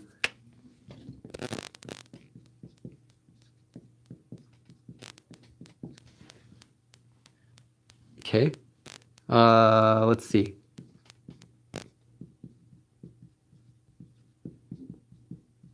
Actually, there's supposed to be a space here, so let me put that back. On mobile, this is one piece, just underlining it because it's in two parts. Because I don't want you guys to focus on every single part. It's just the general structure that I want you guys to focus on. So here we have 4 pieces. 저는 안 먹었어요. 치즈를 and 맛 없는. So we have I, not delicious or disgusting. I didn't eat, and cheese. So how can we say I didn't eat the disgusting cheese? Okay. Sorry, it froze, but it's back again. I saw it freeze. It's frozen 4 times today. Sorry about that. I can't do anything though because it's just the YouTube app.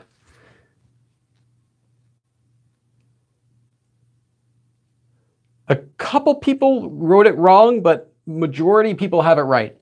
So yes, so adjective, so it would be 저는 맛없는, so not delicious, cheese or disgusting cheese. 저는 disgusting cheese didn't eat. 저는 맛없는 치즈를 안 먹었어요. I didn't eat the disgusting or not good tasting cheese.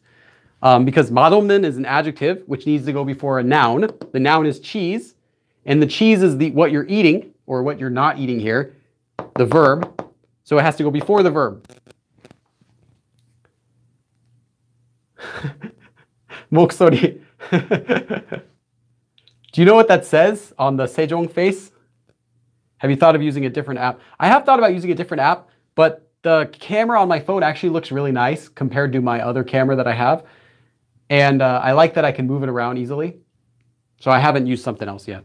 And I also get better streaming quality when I do it through the app than when I do it with the website, because I get, for some reason, it doesn't like the settings I have on my streaming program. But it's okay, it's not too much. If it starts going really bad, I'll have to switch platforms, but okay, another sentence. The pen is next to the book. Okay. First we have 있어요.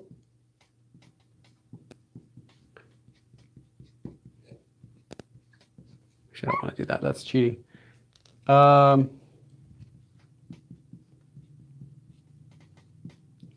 Pen. Let's see. The pen is next to. Yeah, let's make it next to the pencil. So we want to say the pen is next to the pencil. So we have pen is next to and pencil. These 4 words. How can we organize these to make the sentence? The pen is next to the pencil. You actually have a good webcam. I have a really good Logitech webcam. It was the best one when I got it 2 years ago. It was the best one you could buy at the time. But for some reason the streaming server doesn't like the settings I used in my program. It didn't get good quality. It would have a lot of lag.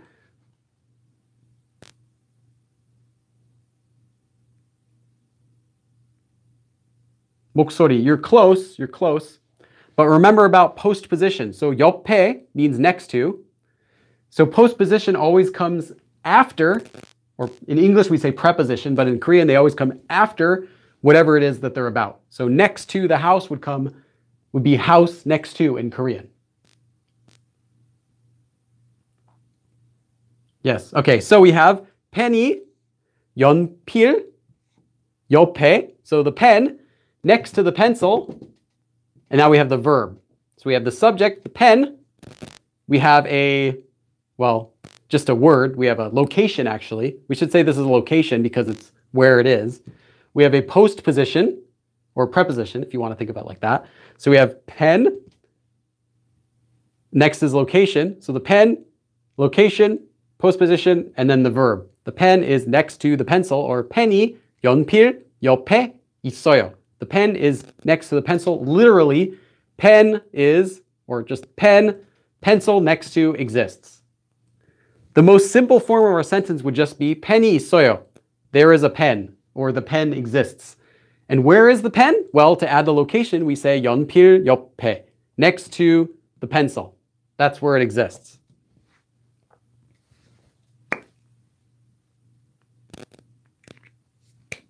Okay, one more. And then it's 4:02, so we're out of time. So I'll do one more. Okay, so let's see. I'll do a simple one with another one with a monkey. I like monkeys.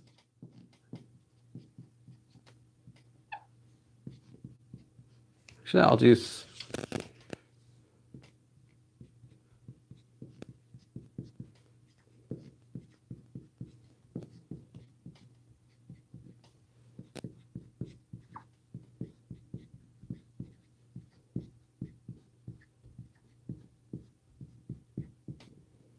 I'll add in one more to make it harder.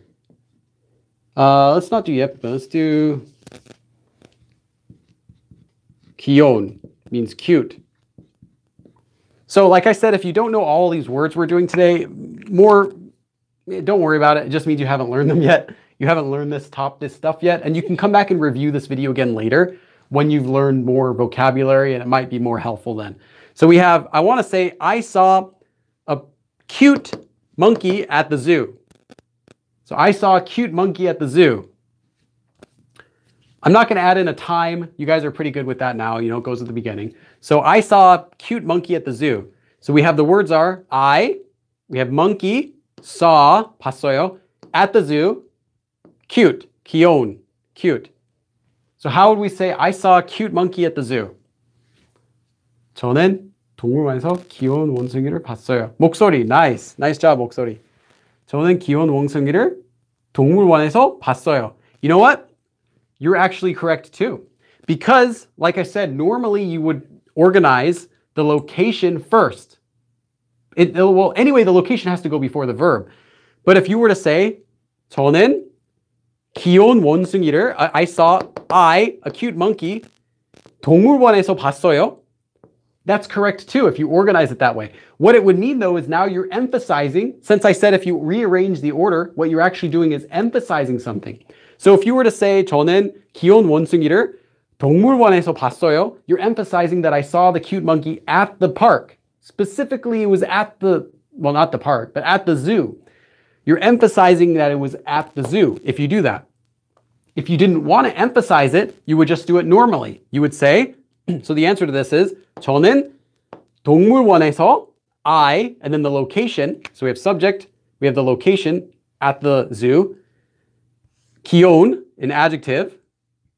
원숭이, another noun, or well, here's the object actually because it has the object marker. 봤어요, verb. So I at the zoo, cute monkey saw is how you would say it normally. But if you wanted to rearrange it and say I cute monkey at the zoo saw, then what you're doing is emphasizing at the zoo. So you could do that too, though that's not as common. Mostly the way that that long, the TASML, POAV, that long thing is more the format that they follow. But if you're going to break out of that format, it's because you wanted to emphasize something. So that's okay too. All right, so that's all for today. This is getting really dirty. I don't know how do I clean a dry erase board eraser? Is there any way to do that? Like, can you clean a dry erase board eraser? I actually have another one. I just don't want to use it unless I have to. This is like spreading the ink everywhere. It's like mixing the ink and spreading it. Okay, whatever. Now I'm going to check the chat for a little bit. I'll just stay here for 5 more minutes and then we'll close because I don't want to stream longer than 2 hours. Can't tell you how much I look forward to this. Oh, I'm glad you guys like this. Nihongo hanashimasu ka? Yeah, more or less, but not very well anymore. I can understand it though pretty okay.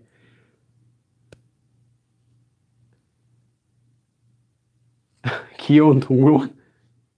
A sponge? Yeah, no, because it's yellow. Thinking that just because it's a sponge, it must be SpongeBob if it's yellow. No.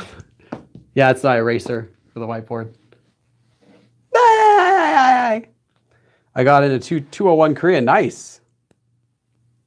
I flake on everything, but I make it here. Yeah, so next live stream again will be 2 p.m. This marker's getting dry. Okay, 2 p.m. on Sunday, just like this time, will be next time. And next time we're going to cover turning verbs, specifically action verbs, into adjectives. We'll talk about how you can use those to combine sentences together. And this, I'll be honest, this is totally not a beginner topic. This is high beginner. So next week's class, you might want to skip if you're not familiar with just how to conjugate verbs at all. If you're not sure how to conjugate verbs or you're not sure how to use adjectives in the first place, then you might want to skip this because this is really ugly. This is really only for at least high beginners. I mean, if you're a proactive beginner and you're really, really studying really hard, then you might be able to get something out of this. But otherwise, it's going to be for high beginners because this isn't something that you even need when you're first learning how to just say hello.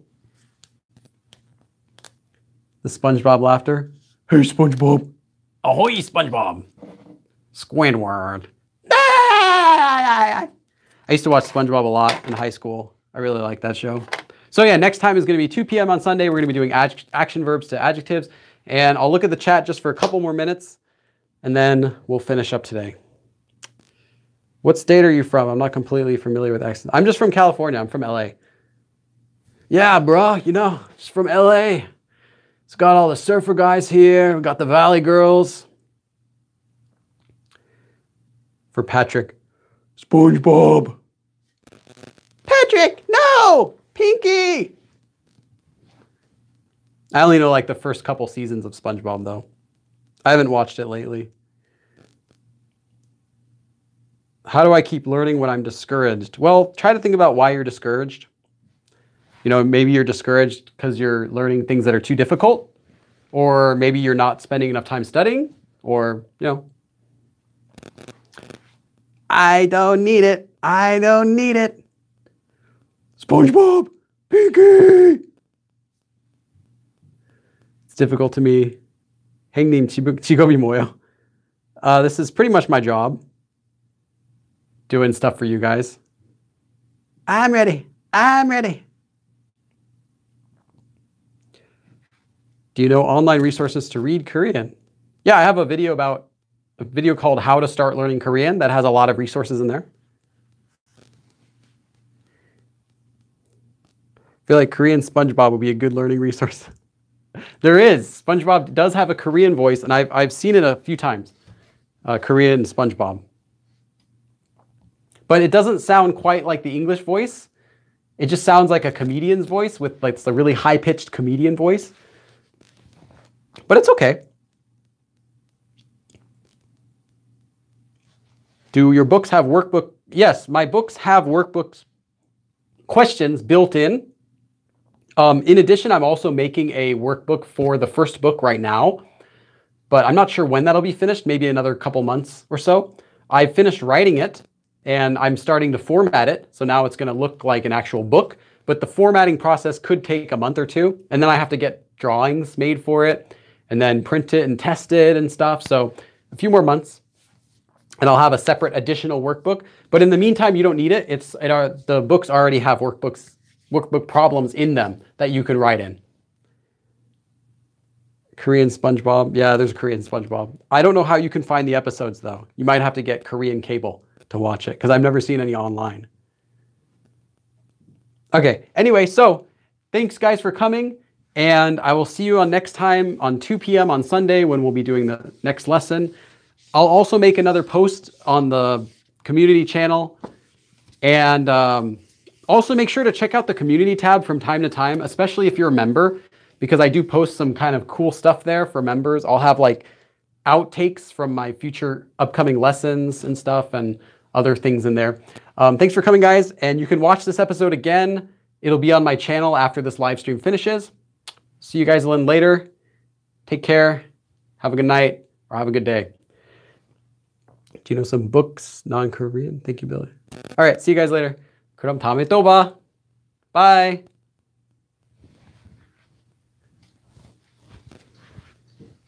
Okay, KitKat, can you turn this off for me? It's the button on the side. Yeah, that one. No, not that one. The right one.